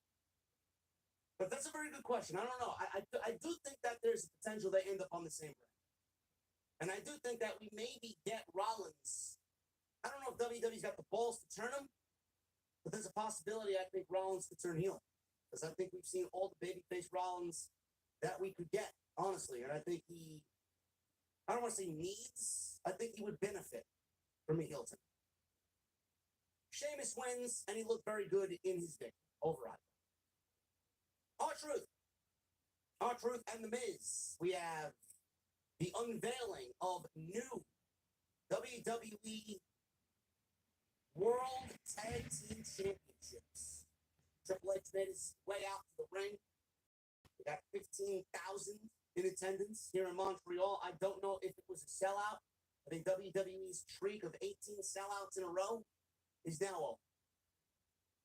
Levesque said the fans are on fire here in Montreal. He reflected on a whole new era starting at WrestleMania. Adam Pearce was in the ring with him. And they were standing table beside them with a cloth covering what was obviously a championship title. Pearce said they entered WrestleMania with one set of tag team champions and left with two. He introduced the Raw tag team champions, Awesome Truth, Miz, and R-Truth. They arrived in the ring. They had their Raw tag team titles with them. Fans chanted, "You deserve it," at R-Truth. R-Truth then did a leaping split, which hurt me just watching it. Levesque said, "What's up?" Triple H says they will now be known as the World Tag Team Champions rather than the Raw Tag Team titles, and the titles being branded to the Raw brand. They are now the World Tag Team Champions. And I said this was probably going to be the case after wishful thinking. I prayed upon a shooting star that WWE would give us the undisputed Tag Team Championships. One set of titles that floats between both Raw and SmackDown. Clearly, we didn't get that. I don't think we're ever going to get that. But I have been saying for weeks, if we don't get that, WWE will probably go the same route as the other titles. We got the men's World Heavyweight title. Rhea Ripley vacated the women's World Heavyweight title. And now we have the WWE World Tag Team Championships, all of which look the same. Rollins has the big gold. Rhea Ripley basically has big gold. It's the same title as Seth Rollins, but with a different strap. And now the Tag Team Championships are basically a take on the Women's World title and Seth, or I should say Damian Priest's now, World Heavyweight Championship. The thing with the Tag Team Championship is I love the inlay of the new championships. I don't have a picture for you guys. You can clearly find it on WWE.com. I'm sure they uploaded some high-res photos of it. But I love the inlay. It's got two eagles kind of projecting outwards with the globe in the middle, and they got the WWE logo in the center of the globe. So I do think it is a very nice-looking championship. It's a lot better than the fucking silver championships with the red and blue straps. We actually got some fucking gold on black straps, so it's an upgrade. Whether you like it or not, I don't really give a shit. From my point of view, it's an upgrade. So we got new tag team championships, and I'm assuming on SmackDown they will unveil on Friday Austin Theory and Grayson Waller will be the WWE Tag Team Championships, just like they have the WWE Championship, WWE Women's Championship, and then the WWE Tag Team Championships. So that is going to be the way that they separate both championships on both shows. So I've been saying that for weeks. You guys should not be surprised by that. And I think the titles look great. So he revealed the new titles, did Triple H. R-Truth flipped out because when Triple H pulled off the black cloth, he was surprised to see the championships on there, and he thought Triple H was performing a magic act. He says he hasn't trusted magicians because people used to be able to see money. They went into a bit where Truth thought that Triple H was actually Tommaso Ciampa. He's like, Triple H? Triple H ain't here.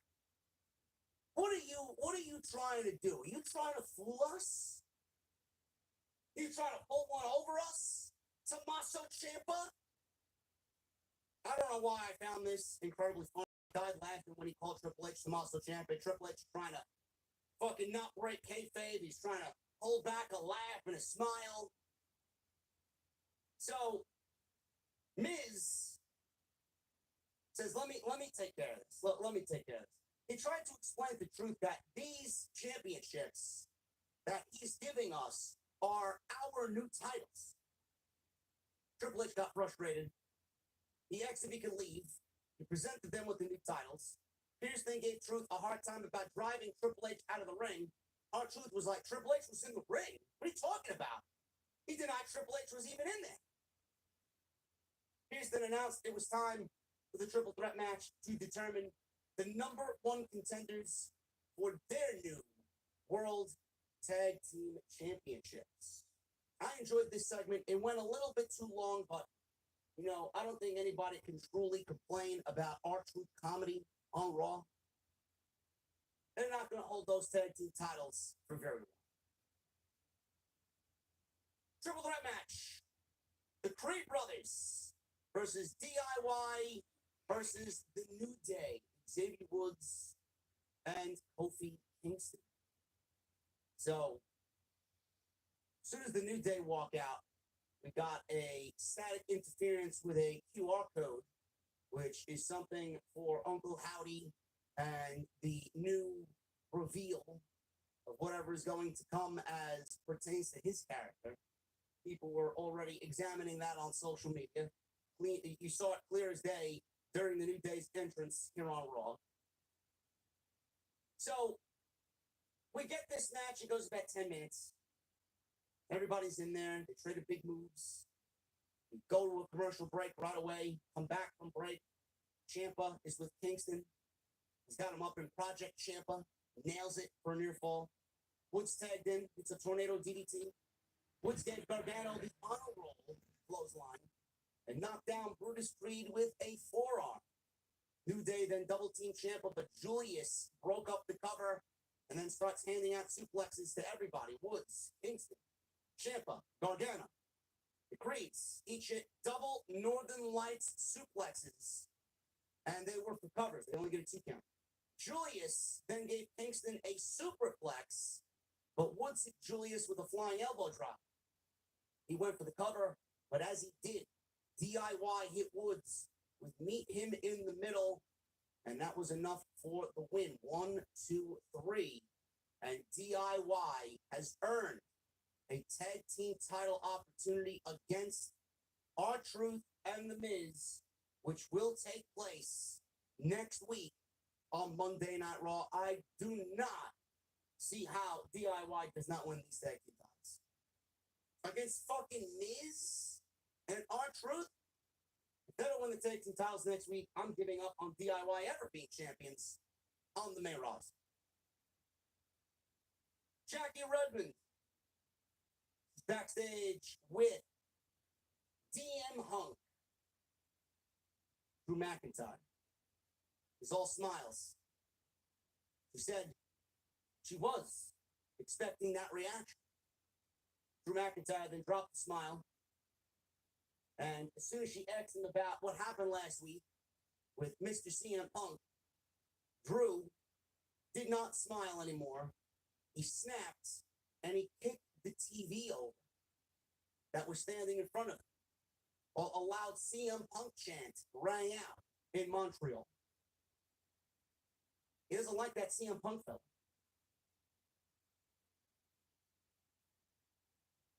Candice LeRae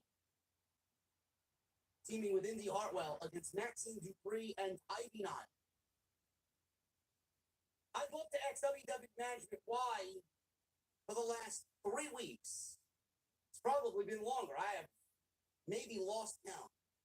Why are we continuing to get this same match over and over and over? I mean, does anybody care at this point? We've gotten no dialogue. We've gotten no reason, no explanation from Candice LeRae why she's acting heelish. Indy Hartwell last week and the week before that was looking at Candice LeRae, not wanting to cheat to win, not wanting to win via nefarious means. But this week, she finally warmed up to the fact that, hey, if we want to win, I got to do what she's doing. And that's exactly what happened. Indy Hartwell now resorting to the same cheap tactics that Candice LeRae is using. But do we have an explanation? Why don't we have an explanation? Maybe we'll get one after the draft. Maybe. LeRae and Hartwell win here. I feel like I have to say something nice about Maxine. She didn't look egregious in the ring tonight. She did have a very nice crossbody off the top rope. She did have a very nice, perfect flex. Fisherman suplex with a bridge tonight. So I will give her that. But I think she also had a nice DDT as well. But the thing is, everything looks so staged.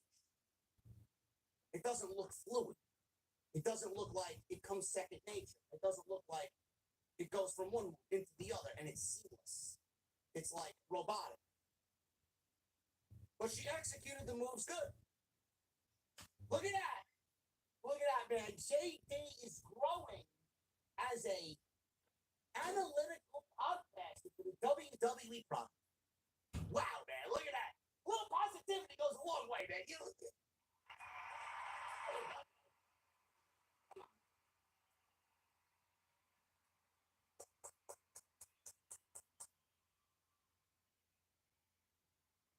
Nikki Cross, Indy Hartwell, and Candice LeRae is the new trio that Jordan Ambrose wants. I don't know where Nikki Cross is. I have no fucking clue. Maybe you're right. Maybe that's the payoff. I don't know, but Maxine, those 3 moves, she actually hit pretty nice. Little too robotic, though, in delivery. Candice was taunting Ivy Nile and beat up Dupree in the corner. Dupree crawled over, tagged in Ivy Nile. The ref didn't see it. So she was ushered back out to the apron. This was thanks to Indy Hartwell and a distraction. Hartwell kicked Dupree and dragged Candice onto her. The referee did not see this as she was not a legal individual. And they win the match. 1, 2, 3. LeRae and Hartwell win. No reason why. They are both acting the way that they are. I can promise you guys, I am feeling it. I am feeling it. We got a video on Damian Priest. Very good video package on Damian Priest saying he wants his name to live on forever. So 10 years ago, he was homeless, but no one thought he'd make it to this stage. He says he's busted his ass. And then WWE aired a bunch of big clips and big moments of him within the company, ultimately cashing in the briefcase and winning the World Heavyweight Championship. I noticed one thing about this, and maybe you guys can chime in on this in the live chat, or you guys are watching this after the fact, the chat down below. This, to me, and I've been saying this, I do think Damian Priest is going to be booted from Judgment Day. I do think that at some point, Judgment Day, while Rhea Ripley is out, is going to be headed towards Splitsville. this definitely felt like a babyface Damian Priest video package. I don't know how you could look at this and say, man, I want to boot this guy. But like a babyface video package to me, I don't know, maybe that's where they're headed with Damian Priest. So we go from that to Damian Priest backstage. Told the rest of Judgment Day that they still run Monday Night Raw. He got Dominic Mysterio and J.D. McFlurry fired up. And Balor says their focus should be on getting back the tag team titles. So why is he wrestling Jey Uso? Priest says he needs him to teach Jey the meaning of the word loss. He asked Balor if he's good with that. Balor smiled and said, of course I'm good with that, brother. Priest told him to go take care of business. Damian Priest basically wants Finn Balor to soften up Jey Uso so it's easier for him to retain the World's Heavyweight Championship at Backlash. A clip aired earlier in the afternoon with Jackie Redmond interviewing Chad Gable, working out in the ring with the Alpha Academy with the Creeds. He says a win tonight would validate and vindicate him. He says he's excited for a big night. She asks about dealing with the crowd favoring their hometown champion, Sami Zayn. Gable says, I had to qualify for the Olympic team, and I was representing Minnesota, and I wrestled in Iowa. Nobody wanted me to win, being a Minnesota native in Iowa. So I'm used to wrestling in the away stadium. He says when he trained with Sami, he did learn all of Sami's weaknesses. Andrade. He went one-on-one with Dominic Mysterio. In his corner was J.D. McMuffin. Andrade has felt ice cold since coming back to WWE. Maybe it's just me. I don't know. How do you guys feel about Andrade coming back to WWE? Nothing really exciting yet with Andrade. I hope they pick it up. Maybe after the draft. Maybe. You know, the thing is, with this particular feud, this is nothing more than an extension from what we saw coming out of WrestleMania. And even at WrestleMania, there was no heat for the Andrade Rey Mysterio, Santos Escobar, and Dominic Mysterio match. There was no heat. So why would I look at this and feel any sort of way, any differently than what I watched at WrestleMania? I don't. This was a heatless match. Wasn't bad. I just don't care. Another match. We go to another break right away. Half of it happened in the commercial break. Andrade fought back after the break. He missed his moonsaults. Dominic gave him a Canadian destroyer on the apron, which looked brutal. It led to a 2 count, which you can tell this is a new era. WWE doing Canadian destroyers on the ring apron. When was the last time you saw that happen on Raw? Happens every fucking match on AEW Dynamite. So he rolled him back in the ring. He went for a cover. He got a 2 count. Dom went for 619. Andrade dropped him with a big back elbow. Andrade knocked McNugget. Yes, McNugget. Off the apron. Tried to interfere and hit Dom with the message, which is his hammerlock DDT for the 1, 2, 3. After the match, J.D. McMuffin attacked Andrade. Ricochet ran out to make the save. And it's just, again, you know, I'm not really going to sing this for, oh my God, this is just a repeat of last week, and WWE isn't moving on to anything new. I told you guys last week, I'm going to reiterate it again. We have a WWE draft coming up in 2 weeks. Hopefully we get new, fresh views after the Raw and SmackDown drafts, but they are continuing with what they have been doing. And next week, we're going to get Ricochet and Andrade teaming up against JD McFish, Big Rib. There's no such thing as a McFish. And Dominic is here. Kathy Kelly interviewed Jey Uso. This was very interesting. Kathy Kelly interviewed Jey Uso backstage for his reaction to what happened with his brother Jimmy on Friday night. He gets into a more serious mood. He says, as far as Jimmy goes, he told him we should have come with him, but I need to focus on battle.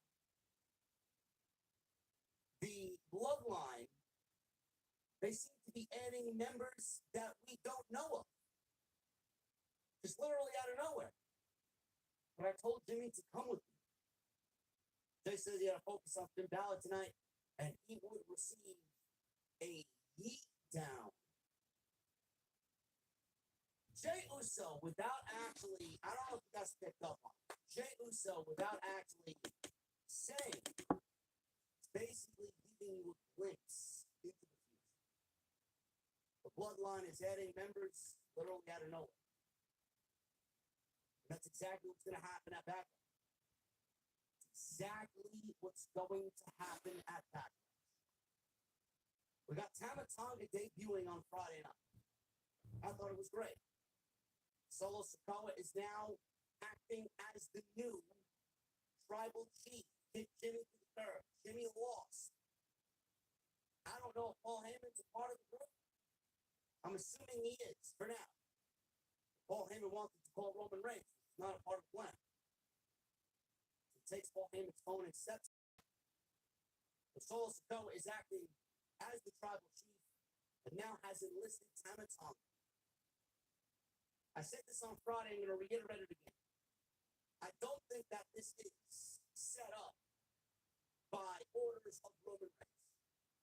I do think that Solo Sikoa is acting as the tribal chief on behalf of the Raw. Roman has nothing to do with this. This was not part of the plan. Paul Heyman was calling Roman Reigns because it wasn't part of the plan.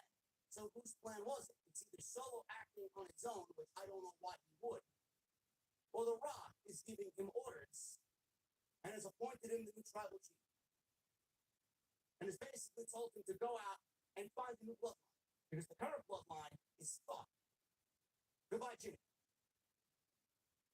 So now the story is going to be, how do Jimmy and Jay find their way back to him?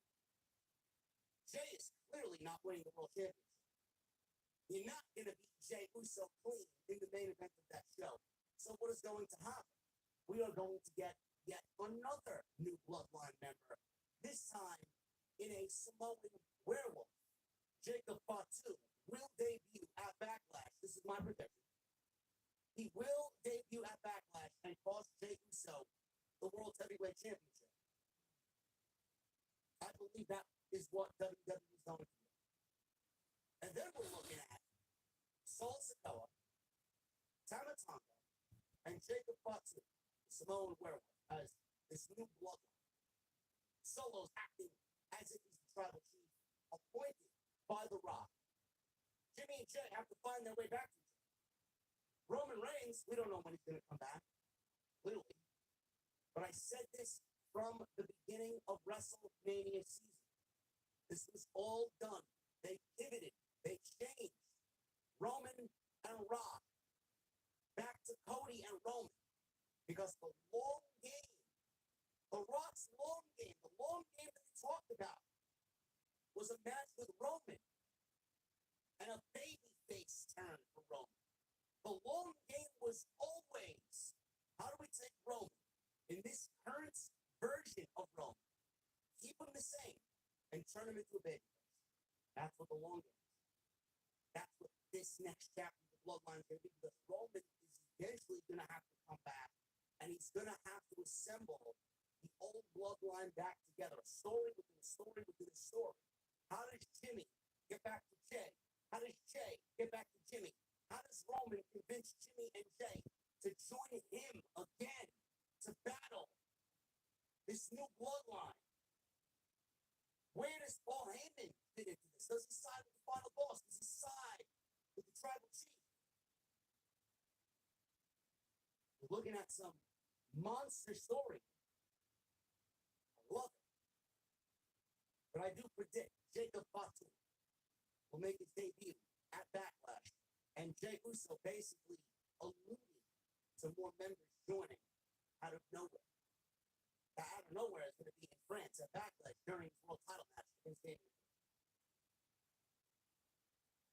In another match, which had me questioning, what is this on my TV? Piper Niven and Chelsea Green defeated Kaden Carter and Katana Chance in 2 minutes. Crowd could not give it. These used cars look the same. The car backs can show how damage is going to affect the value. Your damage is always convincing. And twins. Stop.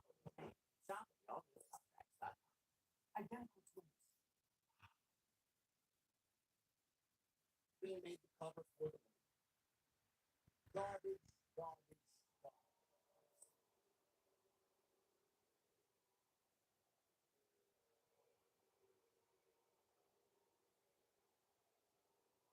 Why is this on my show? Oh, well, we gotta give the women more opportunity, man. This is opportunity. You have an opportunity to make the show better by not putting this garbage on the show. Harry Kelly interviewed Liv Morgan. Liv Morgan's in the back, smiling that she did the deed and took Rhea Ripley out. She was booed. This is a very pro-mommy crowd in Montreal. Morgan was confused by the reaction. I don't know why. Everyone in the back was mad at her. She wasn't the bad guy. She wondered where this sympathy was for her when Ripley injured her shoulder and left her out for months. Morgan called it karma at its finest. He said her revenge tour isn't over. It's only going to end with her as the world champion. Sorry, honey, not gonna happen. It very well could happen next week. WWE's coming up with a new champion next week. I hope it is not Liv Morgan. We go into hour 3 and we start with the new WWE champion, and his name is Cody Rhodes. He is the new World Heavyweight Champion. He's on the show tonight to address his audience. Say what? I don't know. Are we going to get anything different from Cody Rhodes? Here tonight on Raw, he enters the ring, fans are singing Olay. Even an Olay treatment. I love a good Olay treatment. Then they chanted Cody. He spoke in French, which I will not do because I will absolutely butcher it and embarrass myself. He asked Montreal in French what they want to talk about. We thank Adam Pearce for letting him hang on Raw, even though he's now technically a SmackDown star. He'll either be facing LA Knight or AJ Styles at Backlash. He'll be facing AJ Styles at Backlash. A clash of 2 former Bullet Club members is the main event of that. He brought up Seth Rollins, saying he would be his shield. One of my favorite aspects of that story. Fans chanted, "Thank you, Seth. Thank you, Seth." He said, another friend of theirs did some reflecting yesterday. Speaking of The Rock, there are a lot of Rocky sucks chant. He says it was news to him that Rock did a 10-week training program to spar with and guide his training. He says he doesn't think Rock has one more match in him. I think he's got a lot more than that. He said, in typical Rock maniac fashion, he says he's going to make me bleed again. Cody says he might bleed, but no amount of training or preparation can stop him for making Rock bleed with him. Cody talked about the bloodline. Tama Tonga showed up. Roman Reigns was nowhere to be found. He says he wanted to call a friend of his to the ring. Main event, Jey Uso, Cody says when Jay comes out, you can feel it from your head to your toes, or your head to your knee. He called it a bad dad joke. McAfee says he can feel it in his knee. Cole said to McAfee, don't be all over yourself. They're having a blast out there on commentary. McAfee stood, did the J dance. McAfee didn't he just beat himself. Cody says when you wrestle one member of the Judgment Day, more are nearby. So he'd like to have Jay's back, just like Jay had his. Because Jay helped him finish the story at WrestleMania. Jay says, I appreciate it, but I want to do this on my own. I am going to be the Yeet Master. Jay says he'd like to be a World Heavyweight Champion. Cody says he understands. Gave him a hug. Cody looked to walk away, stopped, looked back at Jay and said, oh, and one more thing. Until we yeet again. Kind of cringe. But Cody Rhodes did mention The Rock again. I know the rumors are going around from the Observer that Rock wants Cody at WrestleMania. I don't think waiting for another year to do Cody versus Rock is necessary. I think if you got it and you can do it, you do it at SummerSlam. And I'm still going with the inclination of Rock and what he handed Cody. I mentioned this to Drew on Tuesday last week. He kind of blew it off. That's not it. I'm sticking with my guns. I think Rock handed Cody a light. I think the real story of Cody's bus going up in flames WrestleMania weekend, I do think that they may turn it into a story, and I do think that The Rock will be in as the one who tried to burn down Cody's bus. I'm going with that. I think that's fantastic. If they can turn that into a story, that's where I'm going. Because he handed Cody something, and he said, you don't even need to open your hands to know what it is. What is it? It's either a book of matches, a lighter, or a watch. A watch is boring. The lighter makes a little, or things a little bit more interesting. I'm just going with that. But he did mention The Rock. I think we get Rock and Cody at SummerSlam. Drew and I talked about it on TNT for weeks. That's where you do it. Cody defends the WWE title against The Rock. That's where Roman comes back, and then you really begin the Bloodline Civil War, which will then lead to Roman versus Rock in Minneapolis at WrestleMania 40. So Jey Uso, he goes one-on-one with Finn Balor. Before that, Kathy Kelly interviewed Nia Jax, who said she doesn't care about what happened to Rhea Ripley. She may be the only one. She asked who was going to stop her from taking that title. She talked about the draft in 2 weeks, adding new potential opponents. He said the title will be hers. So we go back to in-ring action. Balor attacked Jey from behind before the bell. And the bell rings. We go right into Jey Uso versus Finn Balor. This is the co-main event on Monday Night Raw. About 9 minutes. We go to an early commercial break. We come back from the break. Jey fought back. Balor raked his eyes. Set up for a drop kick, but he ran into a super kick. Balor avoided the Uso splash. Drop kick Jey into the corner. Jey avoided the coup de grace and his spear, followed by the Uso splash for the win. Not really much in these matches. Jey Uso wins. After the match is over, Priest entered the ring, had a stare down with Jey. JD McFlurry and Dominic Mysterio attacked Jey from behind, and Priest was annoyed with them. Balor got in Priest's face, said something before joining in on the attack. Jey tried to fight him off after super kick from Dom. He shoved McFish into Balor and ran through the crowd. Priest never joined in on the beatdown. That was all done by design. I don't know why. Damian Priest taking the high road on this. I wonder why. That may be your in to breaking away Damian Priest from the judgment.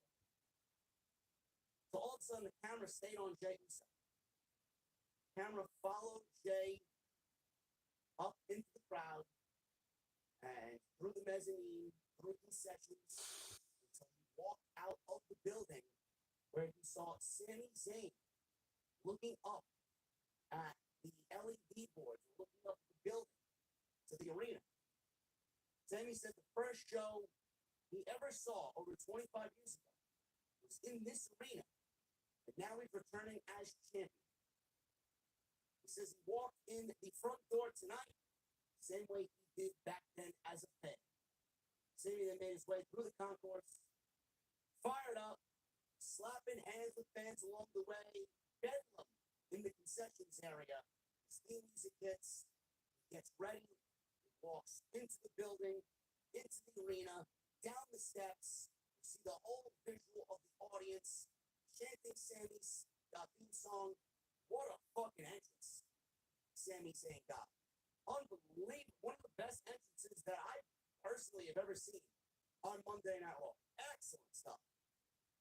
The WWE production team has taken it to a whole new level.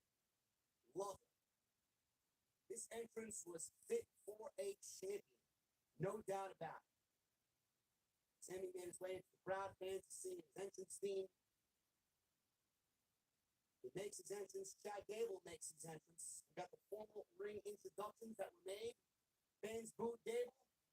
Fans obviously cheered Sami. And the bell rings with 20 minutes left to go in the show. We go right to a quick commercial break at the top. And we go 2 minutes break. We get back from the break. Sami Zayn's wife sitting in the front row. Gable was in control after the break. Zayn had the early upper hand, and they met face to face right before the commercial break. Like I said, we get back from break. Gable's in control. He dive to the outside, and a diving headbutt in the ring for a 2 count. Gable targeted Sami's leg. Zayn fired back with a big close. Gable reversed an exploder into a cradle. Goes for a cover, gets a 2. Gable applied an ankle lock, but Zayn knocked him outside the ring and followed with a springboard moonsault. Go to another commercial break. This would be the last break. Gable hit an angle slam off the top, which looked great. Gable followed with consecutive German suplexes, but Zayn followed with 2 German suplexes of his own.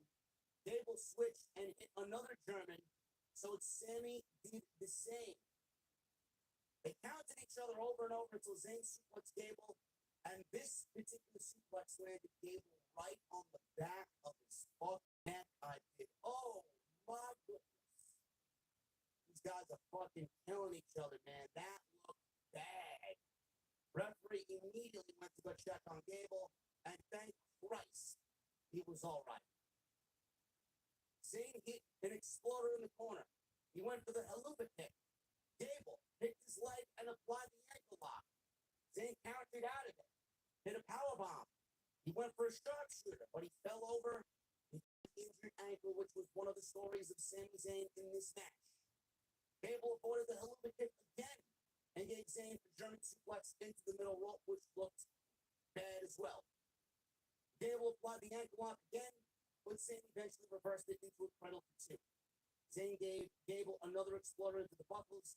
He followed this one up with a haluva kick, and that was it. Slow to make the cover. I thought Gable was going to kick out, but he didn't. 1, 2, 3, and the haluva kick finishes off Chad Gable, and Sami Zayn retains the Intercontinental Championship. Gable laying in the corner crying.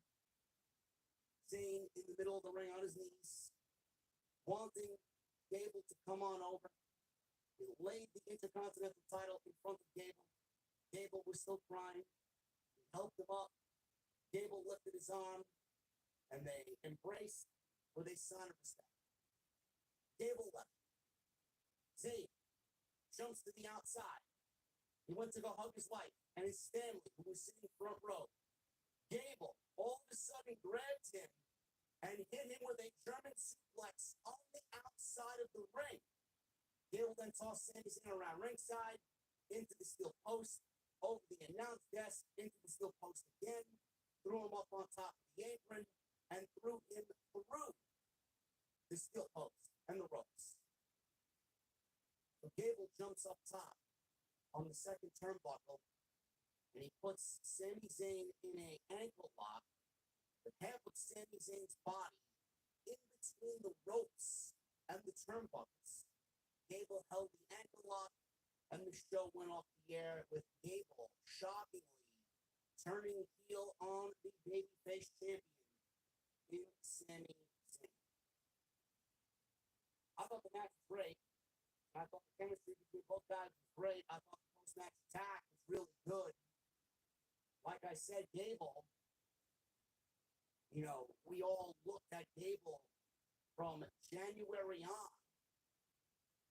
We looked at him as the conquering babyface that wanted so desperately to win that Intercontinental Championship. And instead of winning the championship, because WWE opted to go with Sami Zayn, they didn't need two overcoming babyfaces. They went with Sami, and they opted to turn Gable heel.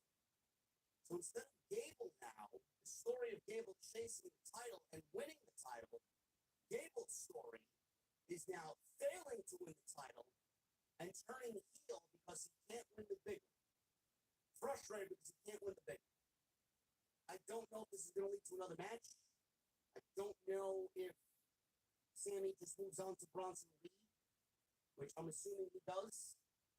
But Chad Gable is now a heel. His heel work is great, and I expect nothing less from Chad Gable. It's fucking fantastic. But there's just a small part of me that wishes that there was some sort of payoff for Chad Gable. But like I said, they had that in Sami Zayn. Now, with Sami Zayn, I don't think that they're going to take the title off of him immediately because having him break Gunther's record was a huge fucking deal. You're not going to break a 666-day title reign and then have his reign end in a month.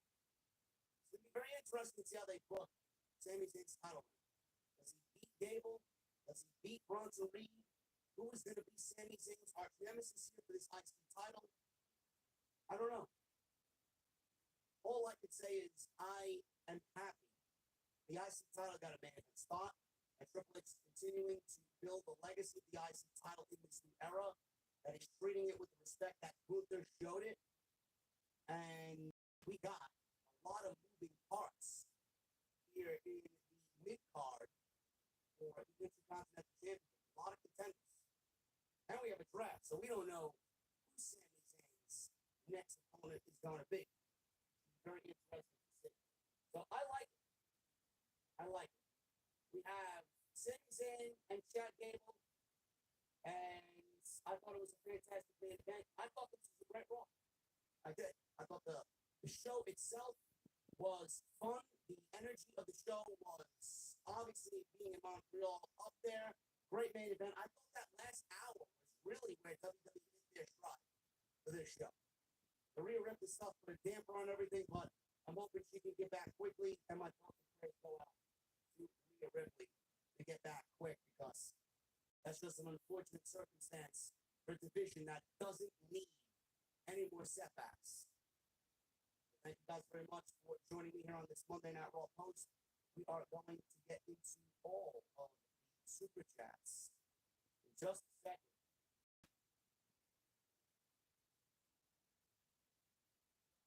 Ollie Garcia, I'm a clown, but you listen to me every day. Now you can listen to me from the bench. Maybe next time you should keep your fucking mouth shut. Anytime anyone comes into my chat and you directly throw derogatory terms at me, you're gone. Let that be a lesson for anybody else. Now you can watch from the bench. Thank you guys very much for all of your supports. We had upwards towards 3,800 on tonight's stream. Thank you guys for making me #1 in the community. I don't give give a shit about anybody else's work ethic. I don't give a shit if you're male or female. I don't give a shit how hard you work. I work just as hard as anybody else. I'm self-made. I've done this all on my own with barely any fucking help. A lot of drama in the community as of late. Every single time, no matter how many fucking people hate on what we do, no matter how many people don't understand what we do, the audiences continue to grow. There's nobody that does what we do, that looks like us, that sounds like us, that has the production value as us. We're a one-man fucking show here. Literally a one-man show. Nobody does it better. And I won't be here without you guys. Thank you very much. Follow me on social media at JDCommandY206, Twitter, Instagram, TikTok, Cameo. Hit that subscribe button down below. Turn on the bell for notifications. Make sure you go out there and check out all the other content on the channel. There's plenty of it. We reached over 1,000 likes. I appreciate you guys very much. Please hit that subscribe button down below. Turn on the bell for notifications. We are getting up there, man. We are on our way. 400 more subscribers for 159,000 subscribers.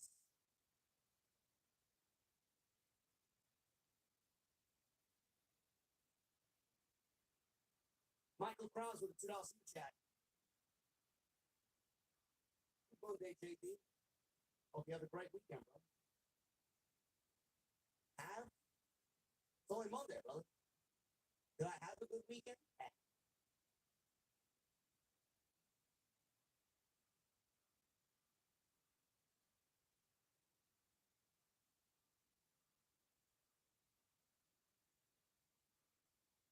BC said no. BC does not want to be a guest host on TNT. Well, that's a shame. Are you sure you said no?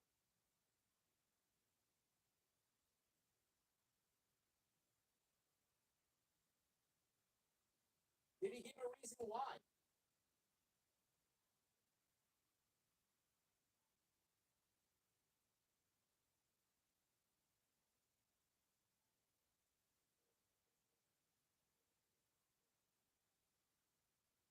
Is BC even live?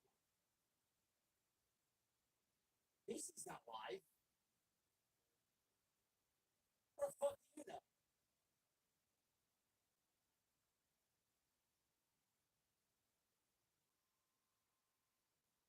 BC didn't say that.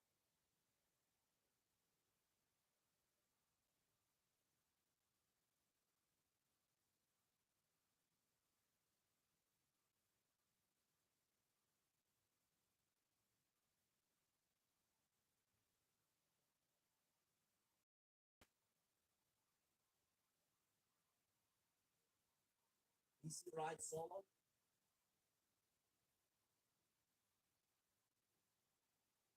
BC didn't say no.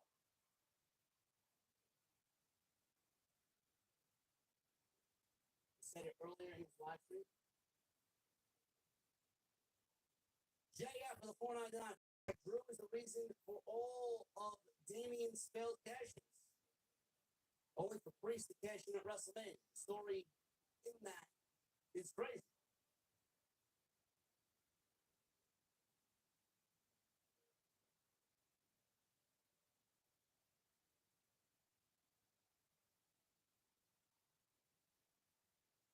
In the share, $2 super chat. Liv Morgan sucks. I agree. I'm a fan of Liv Morgan. I just don't think she's world champion. D. Bastardo. For the $10 super chat. Andrew is one of the main reasons you started TNT. Hope his reasoning for leaving isn't caused from any heat he takes because of your honesty. I hope you're doing all right. I'm all right, man.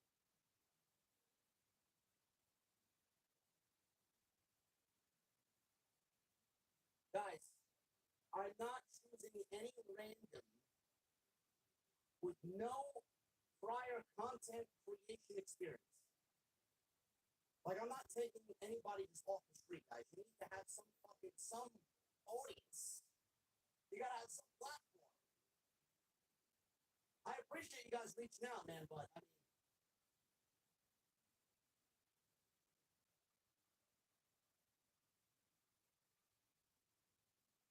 I am a Liv Morgan guy. Bastardo, I'm doing all right, bro. You know, when things get thrown out of whack,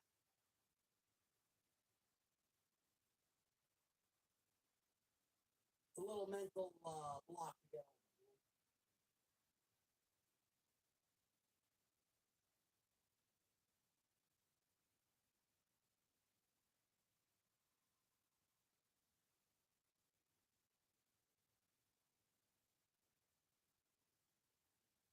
MGM 97 with a 199. I feel like Kid again, literally tearing up. Why?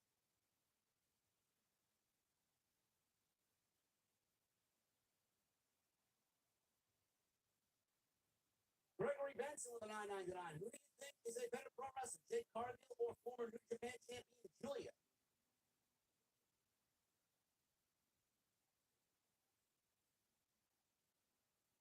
Gregory, what type of question?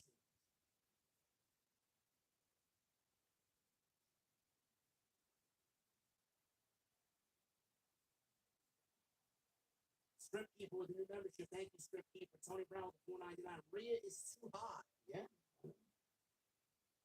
What's that? 20 minutes?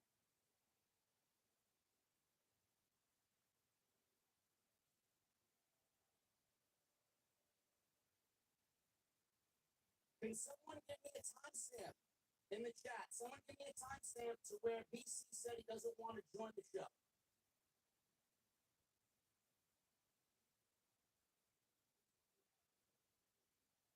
MGM Bowl with 29 months. Sheamus coming out to Lobsterhead. Had me eating everywhere. Liv had me eating too. OTS forever and always. Can't wait to hear Tuesday's plans. Thank you, Paul.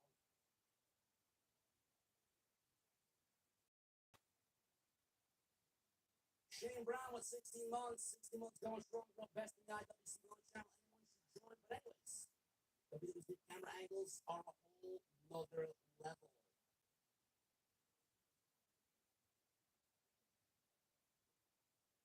Now, no one's calling into the show.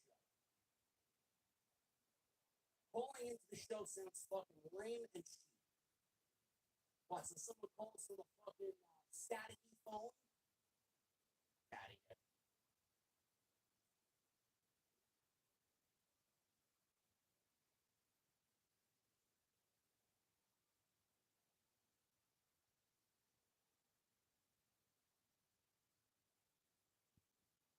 His last stream was WrestleMania, huh?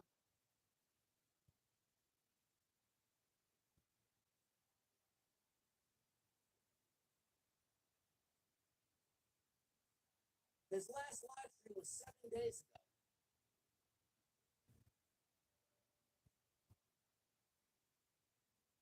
His last video was 2 days ago. Drew didn't leave the show until Saturday. BC didn't say shit.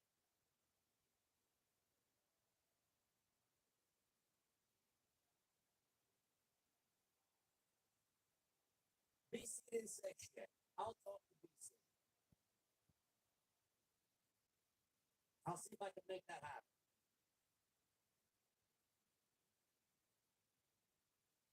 Shane Brown and MGM Ball, thank you guys. Don Park with a $10 super chat. I know this is the Raw review show, but after Friday SmackDown, I can see Solo eventually cutting a promo saying we did it for The Rock. I had to throw that Rikishi reference in there. OTS for life. Easy.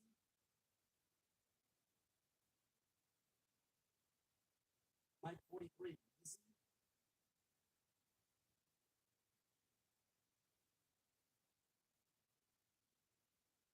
Don Parker, thank you, brother. That'd be funny if they do that. I do think they did it for Rock. I do. 12 months. How about adding Raj Giri or Matt Morgan for TNT? Both are great reviewers. It would be a great partner for you. The next WWE personality is Lee. Weezy Guang. I like Weezy. I think Weezy's great. He tweeted. BC don't tweet. You guys are fucking ridiculous, man. BC is not on Twitter.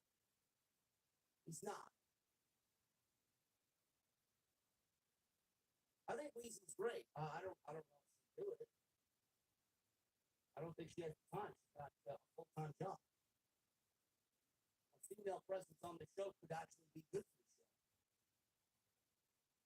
She's got her own thing going on. She's growing organically, which is great. I didn't ask. I don't think she has the time, so that's why I didn't ask. Anybody that says Sean's view is getting benched. This is not some fucking lowbrow operation. You guys want? I would rather fucking cancel the show than get fucking Sean's view on the fucking show. Come on.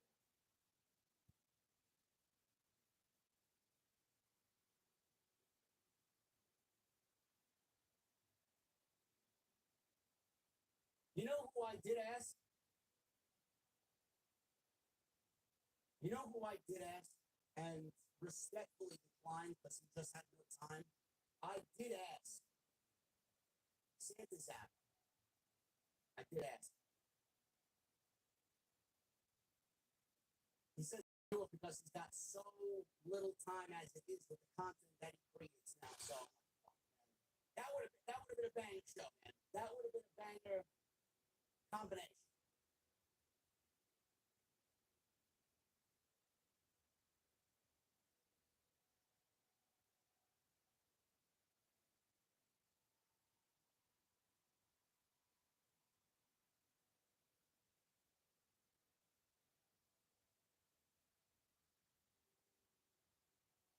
Philippe, thank you again, brother, for the 99.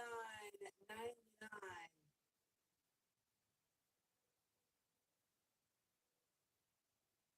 That metalhead dude with 28 months, do you really think turning Chad Gable heel, making him win a championship? I don't know.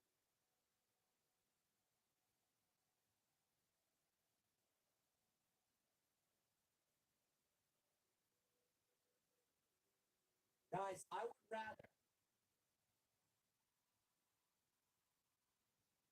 would rather quit podcasting if I had Denise as my co-host. No. Absolutely not. You would physically see my ears bleed through my headphones. Red substance would be flowing down my neck, and all of you would be saying, "Jakey, are you all right? Are you all right?" And I wouldn't be able to respond because I would have such severe blood loss. The only way that podcast would be listenable is if I rip my own ears off and just project my thoughts without actually hearing anything back.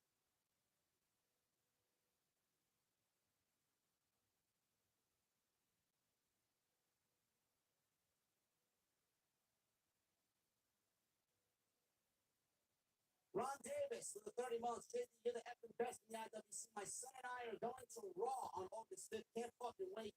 One question in my JD voice. What the fuck are you drinking? God bless.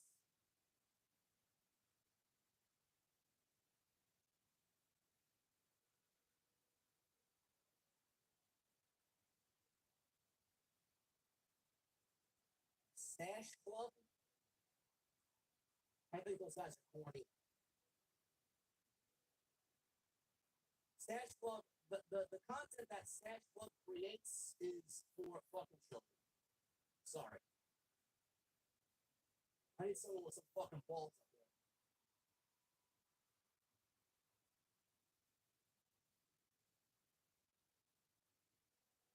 there. Anybody that says Brian Satin, Benson.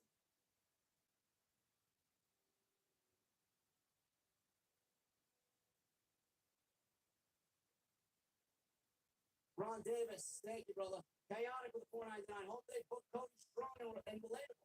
Already seen some thick fans in the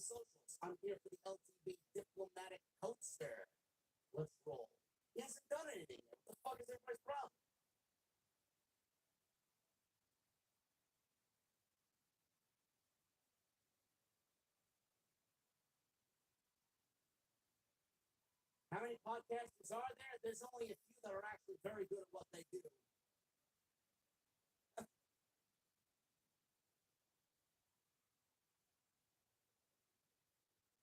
Garrett with a 199. Mike O'Hearn knew it. No. Mama Scripts with 3 months. AJ, 3 months and counting for the best damn podcast in the world, he says. Not just the IWC, the world. Thank you, man.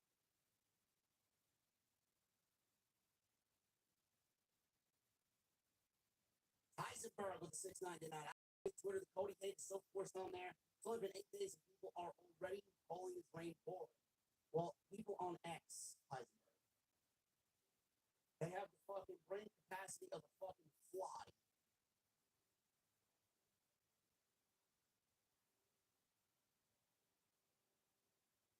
Lewis with a 499. Whoever you bring in, JD, I trust the process and I know it's going to be good.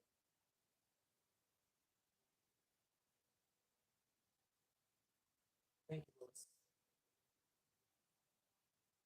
Oregon with a 1999. I'm finally leaving New York.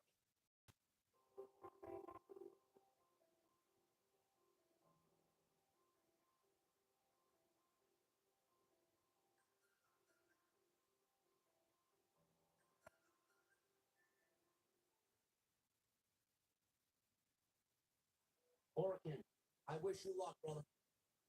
I'm actually envious, man. I'd love to get the fuck out of New York, honestly.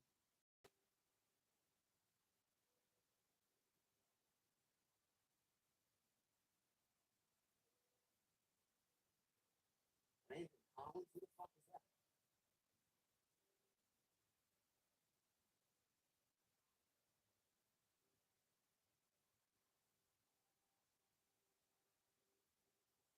Masen with the 50 and David M with a $100 super chat. Thank you guys very much.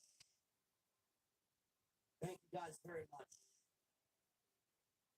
I have a feeling I'm missing a $100 bomb somewhere. Felipe, thank you. Dan McDaniels, thank you with the $100 bomb. David M, thank you. Padman with a 99. I just returned from my Mexico trip. Watching that 2-night main event at a bar was a special experience with the family. Good to be back. I'm glad you had yet another W Mania season. It was great, man. We blew away last year. I'm glad you're back safe. Ori with a 5. Our truth must be protected at all costs. I agree. Oh, BDE is an absolute fucking shill to the fullest. He wouldn't give me a proper opinion if I fucking paid him.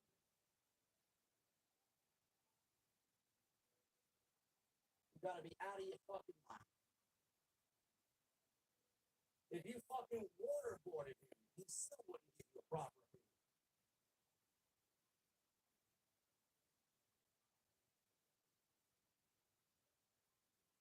Kate with the $2 super chat. I ain't going to live, but she's right.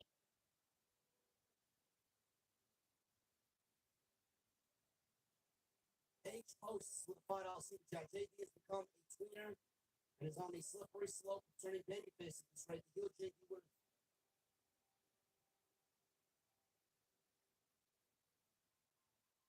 Come on, guys. Excoriated Dupree regardless.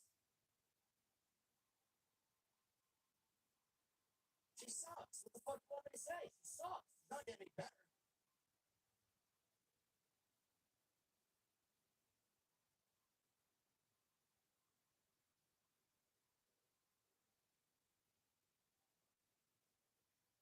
Bro, I listened to Ross. I don't think Ross is a good fit. I don't. His name was thrown around a lot at me all week. Yeah.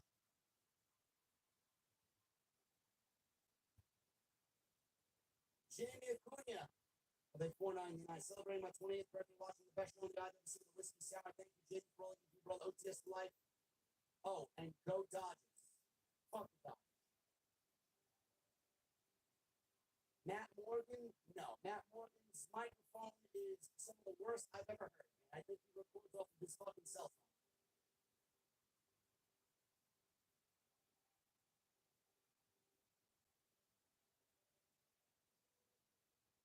Jamie, thank you for $4.99. The cave with the $2 super chat. Roman apology tour is going to be so fun.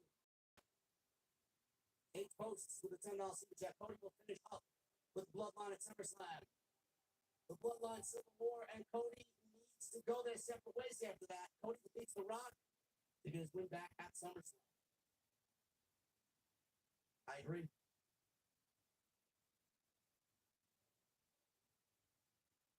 Lisa with a $5 super chat. Thank you, Lisa.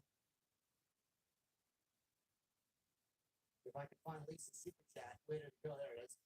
I know I'm in a minority, but I would love Sammy, Roman, Jay, Jimmy to reunite even for one night. Sammy and the Bloodline is my favorite story.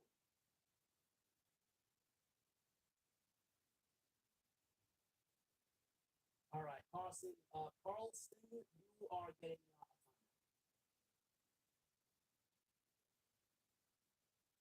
Clearly, you are getting just the most horrid of fucking creators, and you clearly are not understanding what I do. Goodbye. Lisa, thank you for the super chat. Appreciate it. Black Z Fighter 91 with the $1.99. Inside college look like a pizza pan. They do. Steve and Larson were liking negative tweets about you. Oh, that's true. That's true.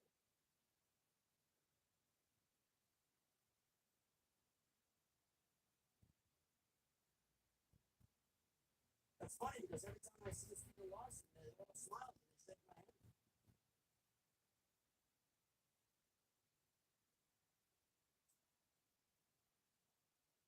Twisted with a 26 months AJ Bradshaw once more. I was at the Bell Center tonight.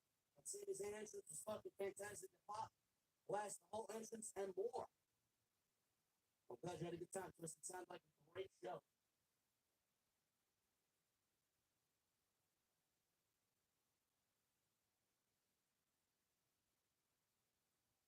Michael Crosby, $2 job. You have a good weekend. My bad. LOL. I remember. Sean Ray J with $5 job. Liv and Rhea can potentially go down as one of the greatest women's feuds ever. There's so much history. Also Liv on her DM Punk shit right now on the timeline.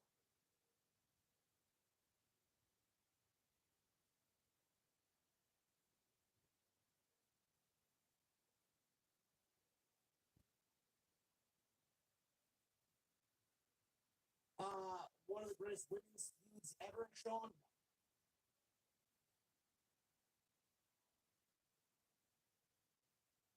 Kate with the 30 months. I got my card out of the trenches finally. Also, shout out to Jesse, and I hope his situation clears up. From what I understand, I was watching Jesse stream early. He's back home. I'm glad he's back home. His son is doing much, much better.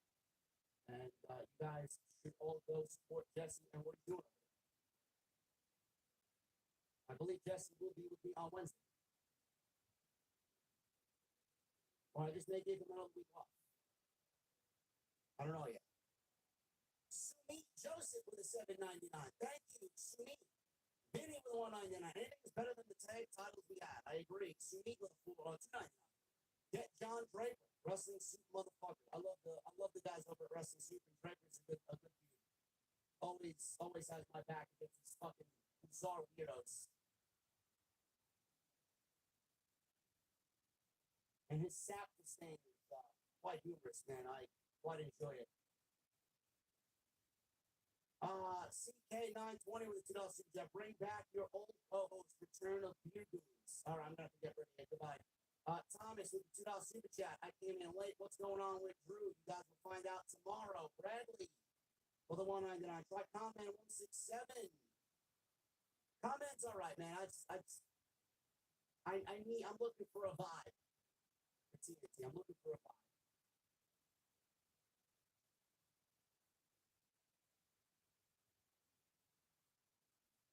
I'm quite curious as to what tweets Stephen Larson disliked about me, or liked, negative tweets they liked about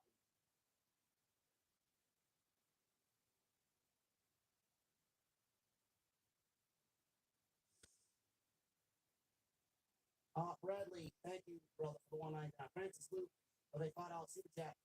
What the fuck? Rhea Ripley vacates the title of the stupid segment. That should have never happened. Remember Athena and the 24/7 title chase? What a waste. Yes. Yes.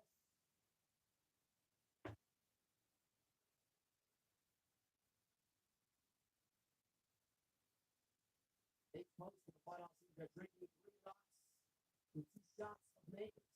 My classic. Francis Luke with 2 off season. Liv Morgan is not championship material. I agree. Superior tag. 2 off season. I still need a link on DM on Twitter.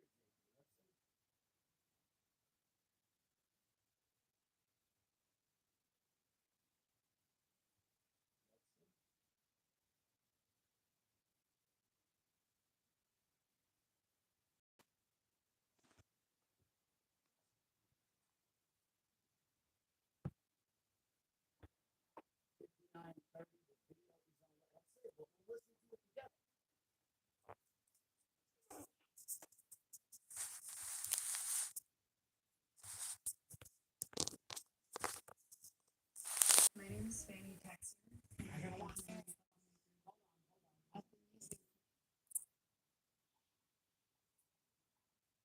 Did that once we went off the air, I told him, I said, let's, we can't do this too often, you know?